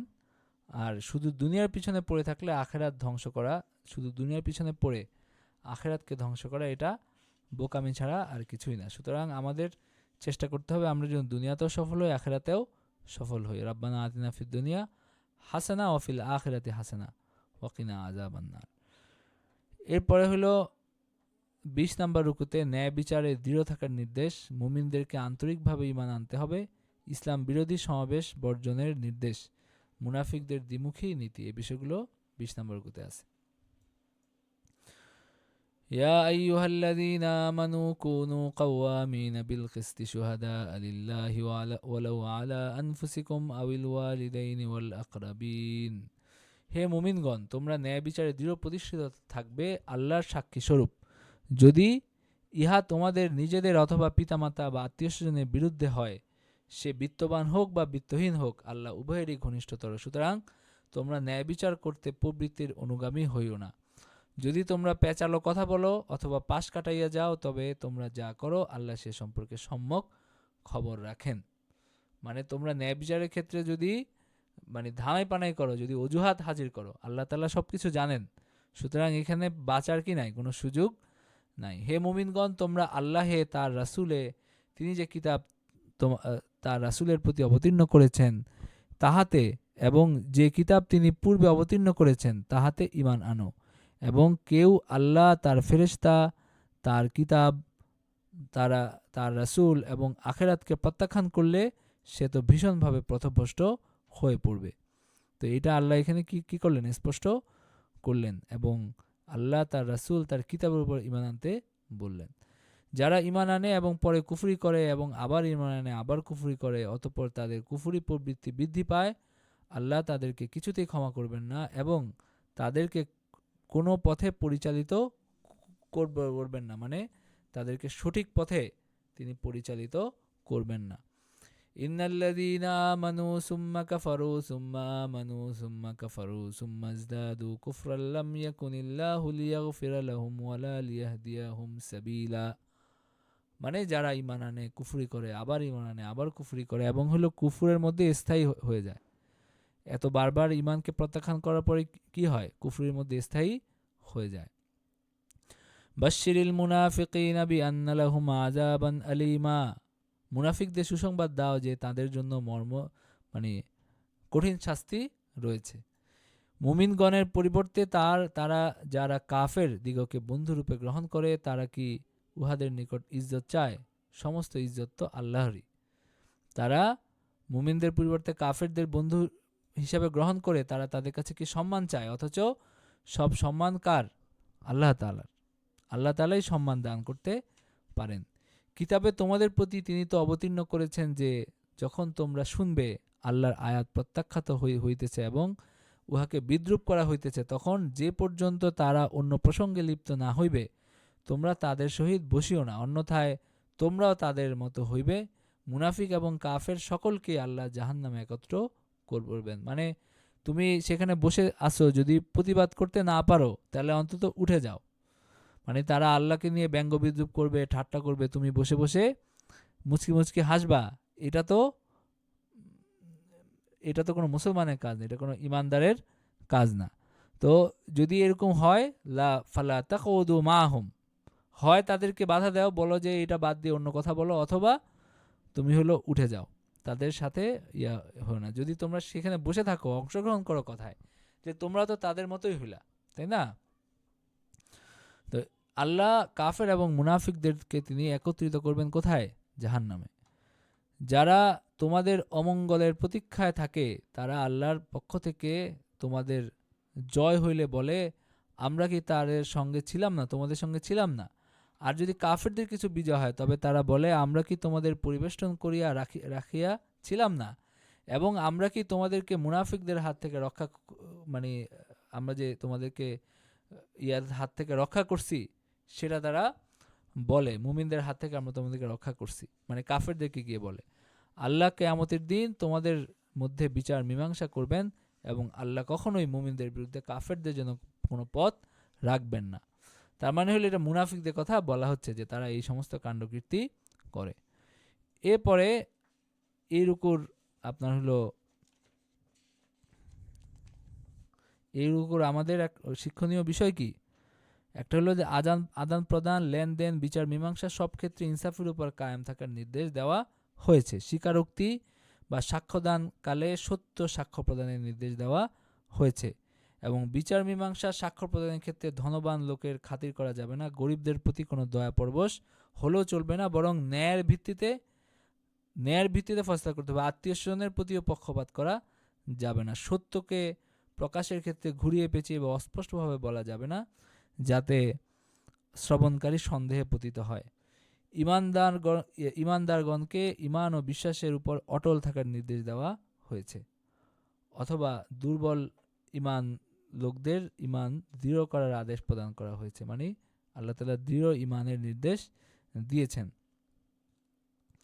আর মুরতাদ বা ধর্মত্যাগকারীদের নিন্দা করা হয়েছে এবং বলা হয়েছে তারা যদি কুফুরের মধ্যে মানে স্থির হয় তাহলে তারা যে চিরস্থায়ীভাবে জাহান্নামী হবে সে কথা বলা হয়েছে। এবং মুনাফিকদেরকে জাহান্নামের ব্যাপারে সতর্ক করা হয়েছে। বাশশিরিল মুনাফিকিনা বিআন্না লাহুম আযাবান আলীমা। আর কাফেরদের সাথে যারা বন্ধুত্ব করে, যারা হলো আপনার এদিক ওদিক সব দিকে থাকার চেষ্টা করে, তাদের নিন্দা করা হয়েছে। এই আয়াতে কুফরি কথাবার্তা বা ইসলামের বিরূপ সমালোচনা করা হচ্ছে এরকম মজলিসে বসতে নিষেধ করা হয়েছে। এবং যদি এরকম কোনো মজলিসে কেউ বসে তাহলে সে তো তাদের মতোই হলো, তো সেখান থেকে উঠে যেতে বলা হয়েছে। তো এখানে আমাদের করণীয় কি বিষয় আছে? একটা হলো যে আপনার হলো দ্বিচারী না হওয়া এবং অন্তরে ইমানকে দৃঢ় করা, ইমানের ব্যাপারে দ্বিধাদ্বন্দ্বে থেকে এইদিকে ওইদিকে তাল না দেওয়া। এবং হলো আপনার আল্লাহর বিরুদ্ধে কথাবার্তা হয়, আল্লাহ তাআলার ব্যাপারে সমালোচনামূলক কথাবার্তা হয়, ব্যঙ্গ বিদ্রূপ হয়, এরকম জায়গায় বসাটা ঠিক না এবং সেখানে সায় দেওয়া এগুলো গর্হিত কাজ।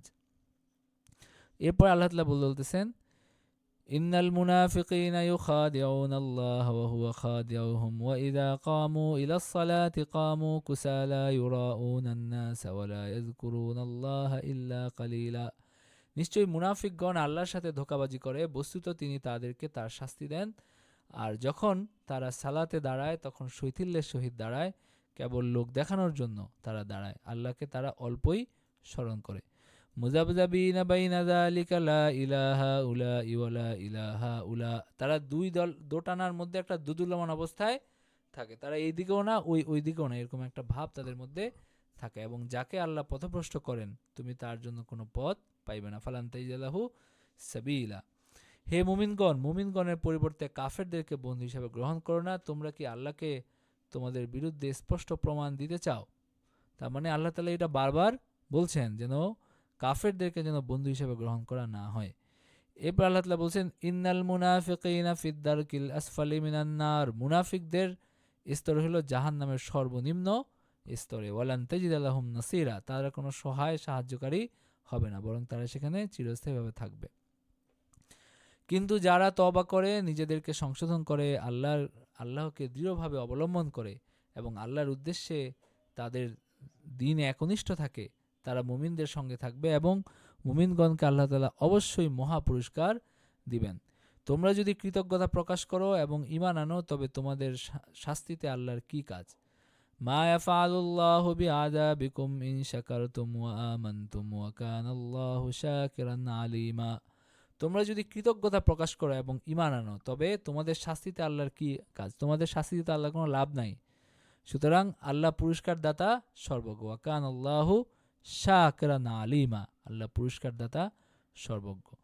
লা ইউহিব্বুল্লাহুল জাহরা বিসসুই মিনাল কাউলি ইল্লা মান যুলিম ওয়া কানাল্লাহু সামিআন আলীমা। মন্দ কথা প্রচারণা আল্লাহ পছন্দ করেন না, তবে তা যার উপর জুলুম করা হয়েছে সে ব্যতীত। মানে যার উপর জুলুম করা হয়েছে সে কি করতে পারে? সে মন্দ কথা প্রকাশ করে দিতে পারে যদি কারোর উপর জুলুম করা হয়। আর আল্লাহ সর্বশ্রোতা সর্বজ্ঞ।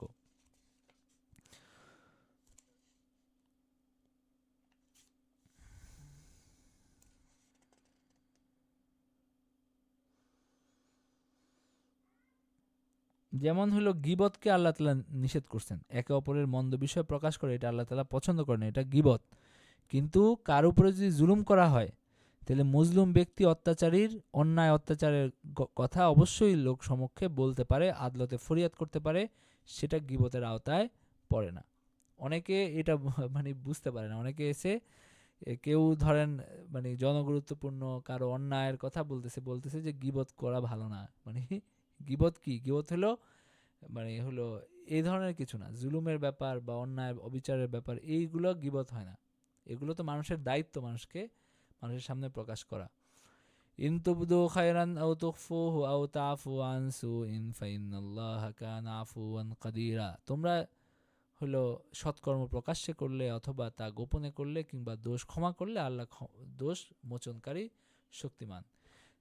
যারা আল্লাহকে অস্বীকার করে এবং তার রাসূলদেরকে এবং আল্লাহে ও তার রাসূলদের মধ্যে ঈমানের ব্যাপারে তারতম্য করতে চায় এবং বলে আমরা কতককে বিশ্বাস করি এবং কতককে অবিশ্বাস করি, আর তারা মধ্যবর্তী কোনো পথ অবলম্বন করিতে চায়, ইহারাই প্রকৃত কাফের এবং কাফেরদের জন্য লাঞ্ছনাদায়ক শাস্তি প্রস্তুত রাখা হয়েছে। মানে দিন কিছু মানা কিছু না মানা যায় না, দিন মানতে হয় পুরাটা। উদখুলু ফিস-সিলমি কাফা, তোমরা দিনের মধ্যে প্রবেশ করো পুরোপুরিভাবে, মানে আধা আধি কোনো রাস্তা নাই, আধা আধি কোনো রাস্তা নাই। ইহারাই কাফের এবং কাফেরদের জন্য রয়েছে লাঞ্ছনাদায়ক শাস্তি। যারা আল্লাহ এবং তার রাসূলগণে ঈমান আনে এবং তাদের একের সহিত অপরের পার্থক্য করে না, তাদেরকে তিনি অবশ্যই পুরস্কার দিবেন। আল্লাহ ক্ষমাশীল, পরম দয়ালু। তার মানে এখানে আল্লাহ তাআলা তার রাসূলগণের উপর যারা ঈমান আনে তাদের মধ্যে পার্থক্য করে না, আল্লাহ তাদেরকে মানে পুরস্কার দান করার প্রতিশ্রুতি দিয়েছেন। তো এইখানে এই রুকুতে আমাদের আলোচ্য বিষয় কি? এটা হলো মুনাফিকদের ব্যাপারে এই রুকুতে বেশ কিছু কথা বলা হয়েছে এবং কাফেরদেরকে বন্ধুরূপে করতে নিষেধ করা হয়েছে। এবং মুনাফিকি, এই যে আপনার এক দলে থেকে মুসলমানদের সাথে থেকে কাফেরদের পারপাস সার্ভ করা, তাদের পক্ষে গোয়েন্দাগিরি করা এবং এই ধরনের যেই সমস্ত কাজকর্ম, এগুলো জাহান্নামের সর্বনিকৃষ্ট স্তরে থাকার মতো কাজকর্ম। এই ব্যাপারে সবাইকে সতর্ক করা হয়েছে এবং মুনাফিকদের মুক্তির 4টা উপায় বলা হয়েছে। একটা হলো তওবা করতে হবে, ইসলাম বা সংশোধন করতে হবে, আল্লাহকে দৃঢ়ভাবে আঁকড়ে ধরা বা আল্লাহর উপর পূর্ণ নির্ভর করতে হবে এবং কর্মকে খালেস করতে হবে। এই 4টি কাজ করলে আল্লাহ তাদের মুমিনদের দলভুক্ত বলে গণ্য হবে এবং সেটা আল্লাহ তাআলা তাদের তওবা কবুল করতে পারেন। কিন্তু তারা যদি এই ধরনের দ্বিচারী কাজকর্ম করে যায় তাহলে এর পরিণতি ভালো না, এই ব্যাপারে সতর্ক করে দেওয়া হয়েছে। এবং আমরা যেটা একটু আগে বললাম যে আল্লাহ তাআলা গীবত পছন্দ করেন না, কিন্তু কেউ যদি জুলুমের শিকার হয় তখন তো তাকে বলতে হবে, আর যে কোনো ভালো কাজ করা উত্তম, গোপনে করাও প্রকাশ্যে করার মতো। কেউ যদি গোপনে করে সেটাও উত্তম, প্রকাশ্যে করাটাও উত্তম। কেউ যদি রিয়ার ভয় করে, যদি গোপনে করলে ভালো হয়, সে গোপনে করতে পারে। দান সদকা গোপনে করাও ভালো, প্রকাশ্যে করাও ভালো। তো এটা আল্লাহ তাআলা বললেন। আচ্ছা, এরপরে আপনার হলো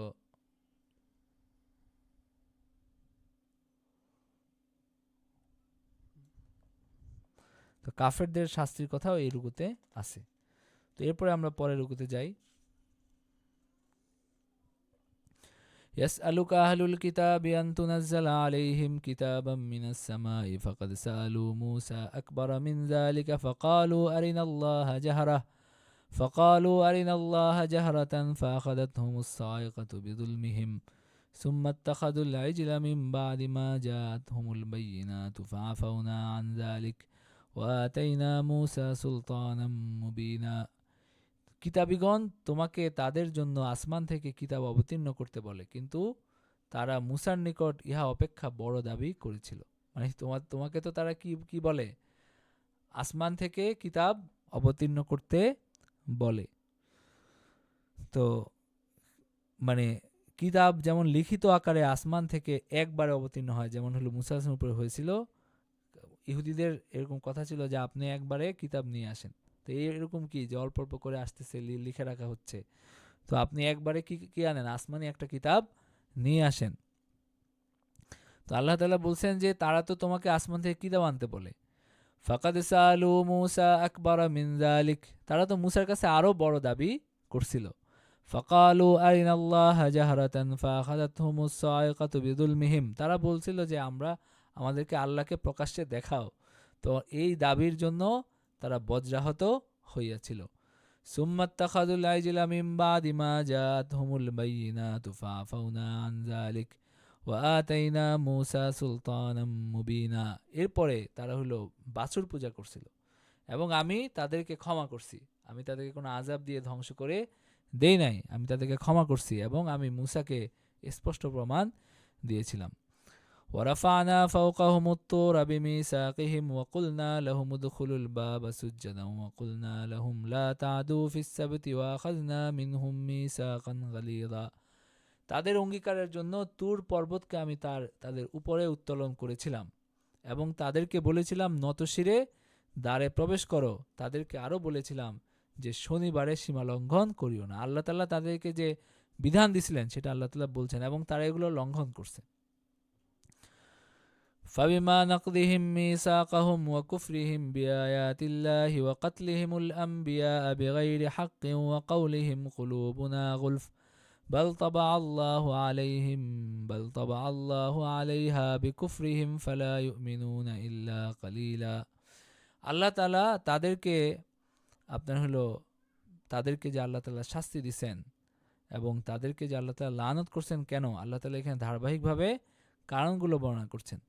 ফাবিমা নাকদিহিম মিসাকাহুম, তারা লানতগ্রস্ত হয়েছিল তাদের অঙ্গীকার ভঙ্গের জন্য এবং আল্লাহর আয়াতকে প্রত্যাখ্যান করার জন্য, নবীগণকে অন্যায়ভাবে হত্যা করার জন্য এবং তাদের হৃদয় আচ্ছাদিত এই কথা বলার জন্য যে আমরা অন্য কিছু মানব না। ওয়াকালু কুলুবুনা গুলফ, আমরা আগে এটা পড়ে আসছি। ওয়াকাউলিহিম কুলুবুনা গুলফ, তারা যে বলতো আমাদের হৃদয় আচ্ছাদিত, আমরা আর অন্য কিছু গ্রহণ করব না। বরং বাল তাবা আল্লাহু আলাইহা বিকুফরিহিম, বরং আল্লাহ হলো তাদের অন্তরে কি করছেন, মোহর মেরে দিছেন। তারা যে বলে আমরা পরিপূর্ণ হয়ে গেছি, ব্যাপারটা হলো যে তারা অন্য কিছু গ্রহণ করতেছে না, কারণ হলো তাদের অন্তরে মোহর মেরে দেওয়া হয়েছে। ওয়াবি কুফরিহিম ওয়া কাউলিহিম আলা মারইয়াম বুহতানান আযীমা, এবং তারা লানতগ্রস্ত হয়েছিল তাদের কুফরির জন্য এবং মারিয়ামের বিরুদ্ধে গুরুতর অপবাদের জন্য। তাদের আরেকটা অপরাধ কি, সেটা হলো মারিয়ামকে তারা অপবাদ দিছে, তারা তাদেরকে বুহতান লাগাইছে। তারা বলছে যে তিনি জিনাকারী, তাকে জিনাকার সাব্যস্ত করছে। এই কারণে হলো এটা তাদের একটা বড় অন্যায় এবং এটাও তাদের লানত পাওয়ার, আল্লাহর কাছে মালউন হওয়ার একটা বড় কারণ। আল্লাহ তাআলা যেখানে জিনার শাস্তি বর্ণনা করছেন এবং যেখানে অপবাদের শাস্তি বর্ণনা করছেন, সেখানে আল্লাহ তাআলা বলছেন যে যারা লানত যারা হলো অপবাদ দেয়, এই আপনার হলো নির্দোষ নারীদেরকে যারা অপবাদ দেয় তাদেরকে সেখানেও লানত করা হয়েছে এবং বলা হয়েছে যে দুনিয়া এবং আখিরাতে আল্লাহর গজব তাদের বিরুদ্ধে থাকবে। তো এটা একটা ভয়াবহ অন্যায় কাজ। তো আপনার ইহুদিদেরকেও এই কথা বলা হচ্ছে যে ওয়াকাউলিহিম আলা মারইয়ামা বুহতানান আযীমা, গুরুতর অপবাদের জন্য আল্লাহ তাআলা তাদেরকে লানত করছেন। ওয়াকাউলিহিম ইন্না কাতালনাল মাসিহা ঈসা ইবনে মারইয়াম রাসূলুল্লাহ, তারা বলে আমরা আল্লাহ রাসূল মারিয়াম তনয় ঈসা মাসিহকে আমরা হত্যা করেছি। মারিয়ামের ছেলে ঈসাকে আমরা হত্যা করেছি, এটা তারা বলে। অথচ তারা তাকে হত্যা করে নাই, ক্রুশবিদ্ধ করে নাই। ওয়ামা কাতালুহু ওয়ামা সালাবুহু ওয়ালাকিন শুব্বিহা লাহুম। তো তারা হত্যা করেছি বলার অর্থ কি, তারা তাকে হত্যা করার দাবি করে, তারা হত্যা করার চেষ্টা করছে শেষ পর্যন্ত, তাই না? তো শেষ মুহূর্তে আল্লাহ তাআলা তাকে উঠিয়ে নিছেন, কিন্তু তারা চেষ্টা করছে তাকে শেষ পর্যন্ত মারার। তো তার এটাও তাদের একটা অন্যায় কাজ। আল্লাহ তাআলা বলতেছেন যে তারা তাকে হত্যা করে নাই, বরং এটা তাদের কাছে অস্পষ্ট হয়ে গেছে এবং যারা তার সম্বন্ধে মতভেদ করেছিল তারা নিশ্চয়ই এই সম্বন্ধে সংশয়যুক্ত ছিল। তারা হলো একটা সন্দেহ ছিল যে আসলে আমরা মারতে পারলাম কিনা, নাকি অন্য কাউকে মেরে ফেললাম ভুল করে, এই ব্যাপারে সন্দেহ ছিল। ওয়া ইন্নাল্লাযীনা ইখতালাফু ফীহি লাফী শাক্কিম মিন মা লাহুম বিহি মিন ইলমিন ইল্লা ইত্তিবা'আদ-দান, তাদের কাছে কোনো জ্ঞান নাই, বরং তারা কি করে, ধারণার অনুসরণ করে। ওয়ামা কাতালুহু ইয়াকিনা, আর এই ব্যাপারে কোনো সন্দেহ নাই যে তাকে হত্যা করা হয়নি। আল্লাহ তাআলা বলতেছেন যে এটা নিঃসন্দেহ যে তাকে হত্যা করা হয়নি। তারা মিথ্যা বলে বা তারা ভুলভাবে তারা মনে করে যে তাকে হত্যা করা হয়েছে, কিন্তু আসলে তাকে হত্যা করা হয় নাই। বাল রাফাহুল্লাহু ইলাইহি ওয়া কানাল্লাহু আজিজান হাকিমা, বরং আল্লাহ তাকে উঠিয়ে নিছেন। ওয়া ইন্না মিন আহলিল কিতাবি ইল্লা লায়ুমিনান্না বিহি ক্বাবলা মাউতিহি ওয়া ইয়াওমাল কিয়ামাতি ইয়াকুনু আলাইহিম শাহীদা, কিতাবীদের মধ্যে প্রত্যেকে নিজেদের মৃত্যুর পূর্বে তাকে বিশ্বাস করবেই এবং কিয়ামতের দিন সে তাদের বিরুদ্ধে সাক্ষ্য দিবে। ইন্না মিন আহলিল কিতাবি ইল্লা লায়ুমিনান্না বিহি ক্বাবলা মাউতিহি। তো এর অর্থ কি?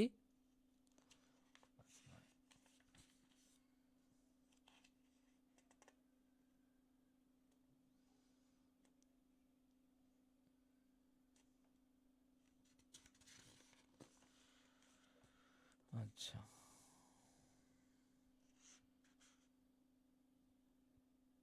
হযরত ঈসা আলাইহিস সালাম, কিতাবীগণ হযরত ঈসা আলাইহিস সালাম সম্পর্কে ভ্রান্ত ধারণা পোষণ করলেও মৃত্যুর পূর্বক্ষণে সকলেই তার প্রতি যথাযথ ঈমান আনবে, কিন্তু সেই ঈমান কোনরূপ কাজে আসবে না, কিংবা এর অর্থ হলো কিয়ামতের পূর্বে হযরত ঈসা আলাইহিস সালামের আগমনের পর তার মৃত্যুর পূর্বে সবাই তার প্রতি ঈমান আনবে এবং হযরত মুহাম্মদ সাল্লাল্লাহু আলাইহি সাল্লামের প্রতিও ঈমান এনে মুসলমান হয়ে যাবে। তো এখানে তার মানে কি বলা হচ্ছে, দুইটা সম্ভাবনা আছে এই আয়াতের। একটা হলো যে কিতাবীগণকে মৃত্যুর আগে তারা সঠিকভাবে ঈমান আনবে, কিন্তু সেই ঈমান কোনো কাজে আসবে না, এটা হইতে পারে। অথবা তার মৃত্যুর আগে, তার মানে কি ঈসা আলাইহিস সালামের মৃত্যুর আগে সবাই সঠিক ব্যাপারটা বুঝতে পারবে, যেহেতু তিনি আবার দুনিয়াতে আসবেন এবং দুনিয়াতে জীবনযাপন করে স্বাভাবিকভাবে কি হবে, তার মৃত্যু হবে এবং কিয়ামতের দিন তিনি তাদের বিরুদ্ধে সাক্ষ্য দিবেন। তো এরকম দুইটা অর্থ হইতে পারে। এরপরে আল্লাহ তাআলা বলতেছেন, ফাবিযুলমিম মিনাল্লাযীনা হাদু হাররামনা আলাইহিম তাইয়্যিবাতিন উহিল্লাত লাহুম ওয়া বিসাদ্দিহিম আন সাবিলিল্লাহি কাসীরা। ভালো ভালো যা ইহুদীদের জন্য বৈধ ছিল আমি তা উহাদের জন্য অবৈধ করিয়াছি তাদের সীমা লঙ্ঘনের জন্য এবং আল্লাহর পথে অনেককে বাধা দেওয়ার জন্য। ওয়া আখযিহিমুর রিবা ওয়াকাদ নুহু আনহু ওয়া আকলিহিম وأخذهم الربا وقد نهوا عنه وأكلهم أموال الناس بالباطل।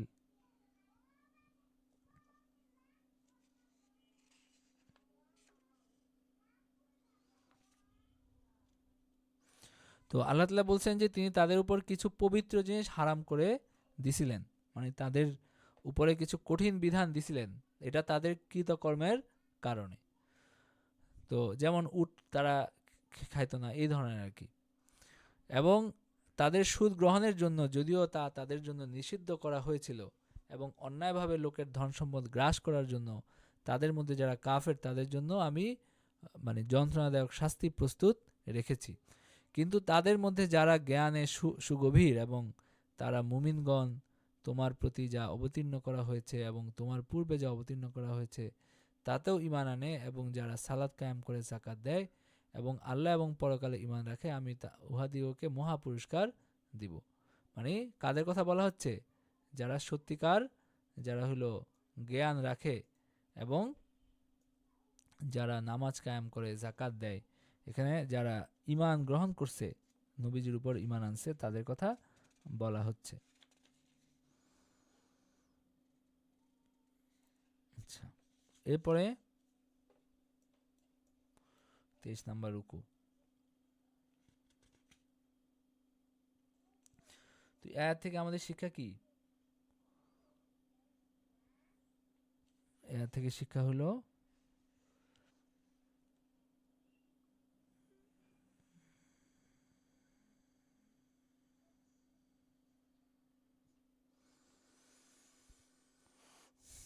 হযরত ঈসা আলাইহিস সালামের কথা বলা হয়েছে যে তাকে তারা হত্যা করে নাই এবং ইহুদিদের অভিশপ্ত হওয়ার কিছু কারণ বলা হয়েছে। আর যেমন আমরা একটা কিছু অন্যায়ের কথা বুঝতে পারছি যেগুলো ভয়াবহ, যেগুলো কঠিন, যেমন অপবাদ দেওয়া, এটা একটা ভয়াবহ অন্যায় কাজ, নবীদেরকে হত্যা করা, তারপরে যে সমস্ত কারণে তাদেরকে কি করা হয়েছে, অভিশপ্ত করা হয়েছে, এই কাজগুলো থেকে আমরা বিরত থাকবো, এরকম এই শিক্ষাটা আমরা এখান থেকে পাই অনেক শিক্ষার পাশাপাশি। এবং আমরা কিছু বিষয় জানতে পারি, যেমন ঈসা আলাইহিস সালাম দুনিয়াতে আবার এসে তার স্বাভাবিক মৃত্যু হবে, তার মৃত্যু হয় নাই। তো এরকম কিছু বিষয় আমরা জানতে পারছি এখান থেকে। আচ্ছা, এরপরে আমরা পরের রুকুতে যাই। আমি তো তোমার নিকট ওহী প্রেরণ করেছি যেমন নূহ এবং তার পরবর্তী নবীগণের নিকট ওহী প্রেরণ করেছিলাম, ইব্রাহিম, ইসমাইল, ইয়াকুব, তার বংশধরগণ, ঈসা, আইয়ুব, ইউনুস, হারুন এবং সুলাইমানের নিকটও ওহী প্রেরণ করেছিলাম এবং দাউদকে আমি জাবুর দিয়েছিলাম। অনেক রাসূল প্রেরণ করেছি যাদের কথা পূর্বে আমি তোমাকে বলেছি এবং অনেক রাসূল যাদের কথা তোমাকে বলি নাই, এবং মূসার সাথে আল্লাহর সাক্ষাৎ এবং বাক্যালাপ করিয়াছিলেন। তো আল্লাহ তাআলা বলছেন যে অনেক রাসূলকে আমি আগে প্রেরণ করছি, অনেকের কথা তোমাকে বলছি, অনেকের কথা তোমাকে বল নাই। তার মানে সবার কথা যে বলা হয়েছে এরকম না। অনেকেই বলে যে সবার কথা এখানে খালি অল্প, খালি আরব উপদ্বীপ বা এই আশেপাশের রাসূলদের কথা বলা হচ্ছে। তো তার মানে কি এই যে শুধু এদেরকে রাসূল হিসাবে প্রেরণ করা হয়েছে, বরং আল্লাহ তাআলা সব জাতিতেই কি করছেন, রাসূল প্রেরণ করছেন। তো সেখানে আপনার এই কথা সব কিছু তো আর এখানে বলা হয় না, এটা আল্লাহ তাআলা স্পষ্ট করে দিচ্ছেন যে সবার কথা যে বলা হয়েছে এরকম না। সুসংবাদদাতা এবং সাবধানকারী রাসূল প্রেরণ করেছি আমি, যাতে রাসূল আসার পর আল্লাহর বিরুদ্ধে মানুষের কোনো অভিযোগ না থাকে, যে আমরা তোমাকে মানতে পারি নাই, আমরা জানতাম না, এই অভিযোগ যেন করা না যায়। পরন্তু আল্লাহ সাক্ষ্য দেন তোমাদের প্রতি যা অবতীর্ণ করিয়াছেন তার মাধ্যমে, তিনি তা অবতীর্ণ করিয়াছেন নিজ জ্ঞানে এবং ফেরেশতাগণও সাক্ষী দেয়, আর সাক্ষী হিসাবে আল্লাহ তাআলা যথেষ্ট। মানে আল্লাহ তাআলা এটা প্রতিষ্ঠিত যে তোমরা সত্য এখন জানো, তার মানে এখন যদি না মানো সেটা তোমাদের দায় দায়িত্ব। যারা কুফরি করে আল্লাহর পথে বাধা দেয় তারা তো ভীষণভাবে পথভ্রষ্ট হয়েছে। যারা কুফরি করেছে, সীমা লঙ্ঘন করেছে, আল্লাহ তাদেরকে কখনো ক্ষমা করবেন না এবং তাদেরকে কখনো পথ দেখাবেন না। জাহান্নামের পথ ব্যতীত সেখানে তারা মানে তাদেরকে শুধু কি করবেন, জাহান্নামের পথই দেখাবেন, সেখানে তারা চিরস্থায়ী হবে এবং এটা আল্লাহর পক্ষে সহজ। হে মানুষ, রাসূল তোমাদের প্রতিপালকের নিকট হইতে সত্য আনিয়াছে, সুতরাং তোমরা ঈমান আনো, ইহা তোমাদের জন্য কল্যাণকর হবে। এবং তোমরা অস্বীকার করিলেও আসমান এবং জমিনে যা আছে সব আল্লাহরই, আল্লাহ সর্বজ্ঞ প্রজ্ঞাময়। এরপর আল্লাহ তাআলা বলছেন, হে কিতাবীগণ, তোমাদের দ্বীনের ব্যাপারে বাড়াবাড়ি করো না, আল্লাহ সম্বন্ধে সত্য ব্যতীত বলিও না। মারিয়াম তনয় ঈসা মসীহ তো আল্লাহ রাসূল এবং তার বাণী মানে তিনি এটাকে মানে তার কথার মাধ্যমে, তার নির্দেশের মাধ্যমে সৃষ্টি হয়েছেন, এই কারণে বলা হয়েছে তার বাণী, যা তিনি মারিয়ামের নিকট প্রেরণ করেছিলেন ও তার আদেশ। সুতরাং তোমরা আল্লাহ এবং তার রাসূলে ঈমান আনো এবং বলিও না যে তিন, মানে ওই যে লা তাকুলু সালাসা, ট্রিনিটি, যেটা যে তৃত্ববাদে যারা বিশ্বাস করে, এটা বললেন নিবৃত হও, এটা তোমাদের জন্য কল্যাণকর হবে। আল্লাহ তো একমাত্র ইলাহ, তার সন্তান হবে তিনি ইহা হইতে পবিত্র। আল্লাহ তাআলার কোনো সন্তান হইতে পারে না। আসমানে যা কিছু আছে এবং জমিনে যা কিছু আছে সব আল্লাহরই, কর্মবিধানে আল্লাহই যথেষ্ট।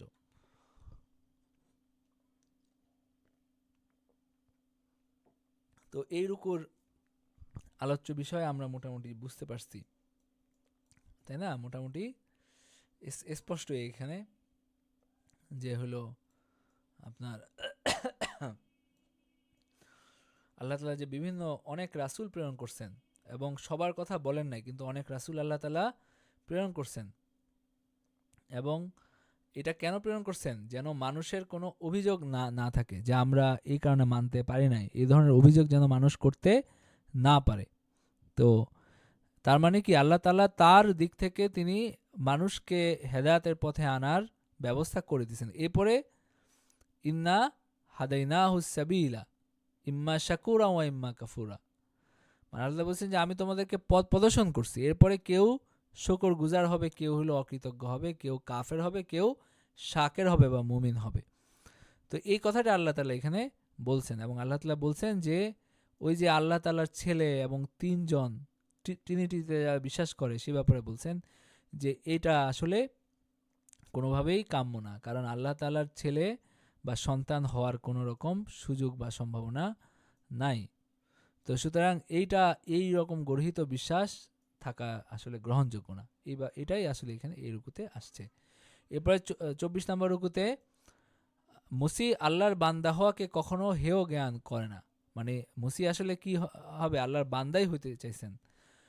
ওয়ালাল মালাইকাতুল মুকাররাবুন লা ইয়াস্তানকিফাল মাসিহু আন ইয়াকুনা আবদাল লিল্লাহি ওয়ালাল মালাইকাতুল মুকাররাবুন, মসিহ আল্লাহর বান্দা হইতে চায়, এমনকি ফেরেশতারা যারা অনেক ক্ষমতাবান, যাদের কাছে কিনা তোমাদের একটা মানুষের কোনো ভ্যালু নাই, যাদের কাছে মানে তাদের যে বিশালতা, তাদের যে ক্ষমতা, মানে নবীজি সাল্লাল্লাহু আলাইহি ওয়াসাল্লাম জিব্রাইলকে নিজের রূপে দেখছিলেন, সেটা তিনি বর্ণনা করছেন যে পুরা দিগন্ত জুড়ে কি হয়েছে, তার পাখা বিস্তৃত, তিনি দিগন্ত জুড়ে তিনি আবির্ভূত হয়ে আছেন, এরকম অবস্থায় দেখছেন জিব্রাইলকে, এবং তার যেন কত হাজার ডানার কথা যেন হাদিসে আছে।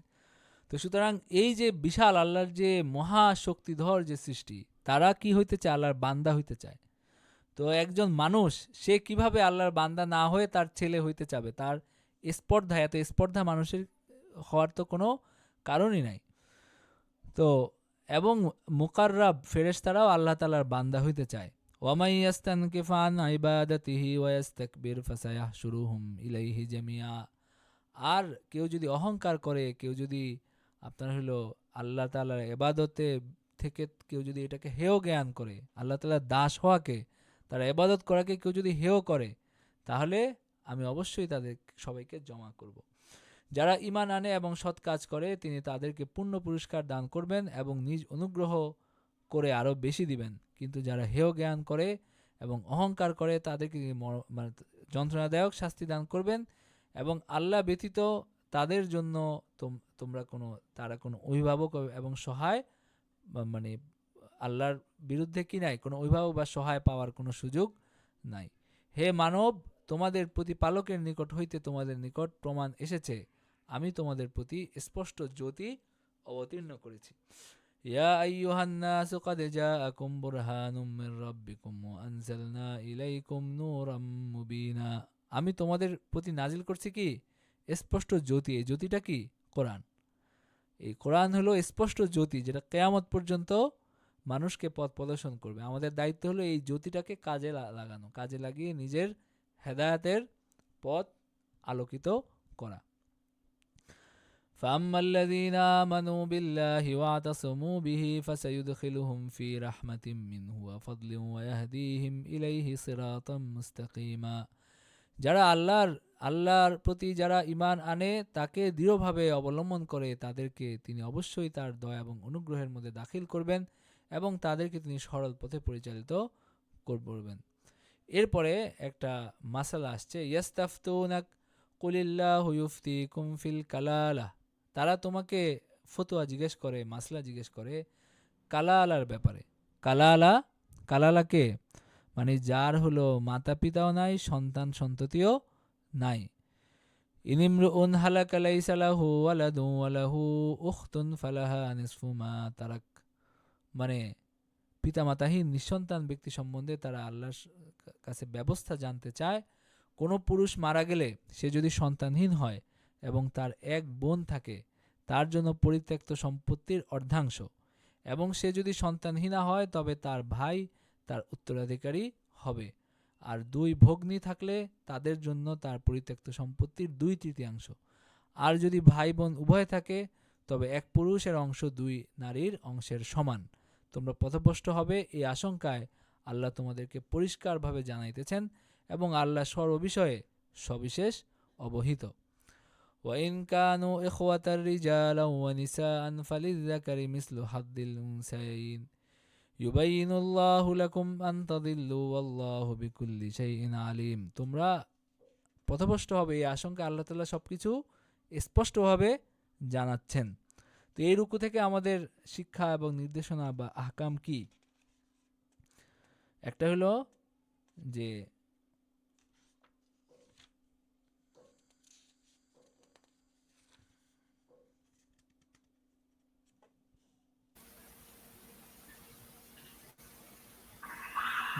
ঈসা আলাইহিস সালাম আল্লাহর ছেলে, মাবুদ 3 জন, এই মিথ্যা এবং বাড়াবাড়িমূলক কথা তিনি বলেন নাই, তিনি মানুষকে এটা শিখান নাই। এবং ঈসা আলাইহিস সালাম আল্লাহর বাণী বা কালেমা হওয়ার অর্থ কি? অর্থ হলো ঈসা আলাইহিস সালাম আল্লাহর নির্দেশে সৃষ্টি হয়েছেন। তিনি কোনো বীর্যের মাধ্যমে বা নারী পুরুষের মিলনের মাধ্যমে সৃষ্টি হন নাই। আর আপনার হলো এখানে যে ব্যাপারটা আছে সেটা হলো যে ধর্মে বাড়াবাড়ি করা নিষিদ্ধ। বাড়াবাড়ি করা এবং নতুনত্ব এবং ভ্রান্তির জন্ম দেওয়া, এগুলা নিষেধ করা হয়েছে। এবং আল্লাহ তাআলা বলছেন আল্লাহর শানে শুধু সত্য কথা বলতে, সত্য ছাড়া কিছু বলতে নিষেধ করছেন। আর আল্লাহর কোনো সন্তান নাই, এটাও আমরা এখান থেকে জানতে পারি। আর সত্য গ্রহণে কোনো লজ্জা করার কারণ নাই, বা অহংকার করে সত্য প্রত্যাখ্যান করা, এটা মানে মানুষের বিভ্রান্ত হওয়ার বা পথভ্রষ্ট হওয়ার কারণ হয়। এটা থেকেও আমাদেরকে বিরত থাকতে বলা হয়েছে। এবং আল্লাহ তাআলা বলছেন যে তোমাদের কাছে কি এসে গেছে? প্রমাণ এসে গেছে এবং আল্লাহ তাআলা নূর অবতীর্ণ করছেন। সুতরাং আমাদের দায়িত্ব আল্লাহ তাআলার নূরকে গ্রহণ করা এবং আল্লাহ তাআলার নূরের মাধ্যমে নিজের পথ অনুসন্ধান করা, নিজেকে সঠিক পথে পরিচালিত করা। এরপরে একটা বিষয় আল্লাহ তাআলা বিধান বর্ণনা করছেন, সেটা হলো কালা আলা। কালা আলা বলতে কি? যে যার কোনো উত্তরাধিকার, তার সন্তান সন্ততিও নাই, তার বাবা মাও নাই, নিঃসন্তান, এবং মানে তখন কিভাবে হবে সেটা আল্লাহ বলছেন যে বোন থাকলে বোন পাবে, ভাই বোন থাকলে কিভাবে হবে, এবং শুধু বোন থাকলে, দুই বোন থাকলে কিভাবে হবে, সেই ব্যাপারগুলো এখানে বর্ণনা করা হয়েছে। কার কোনো প্রশ্ন আছে? আমার প্রিভিয়াস ক্লাস নিয়ে একটা প্রশ্ন ছিল যে তালাকের ওই আয়াতের ওখানে আচ্ছা মানে ছোট্ট একটা প্রশ্ন আপনি বলছিলেন কিনা আমার ঠিক মনে পড়ে না।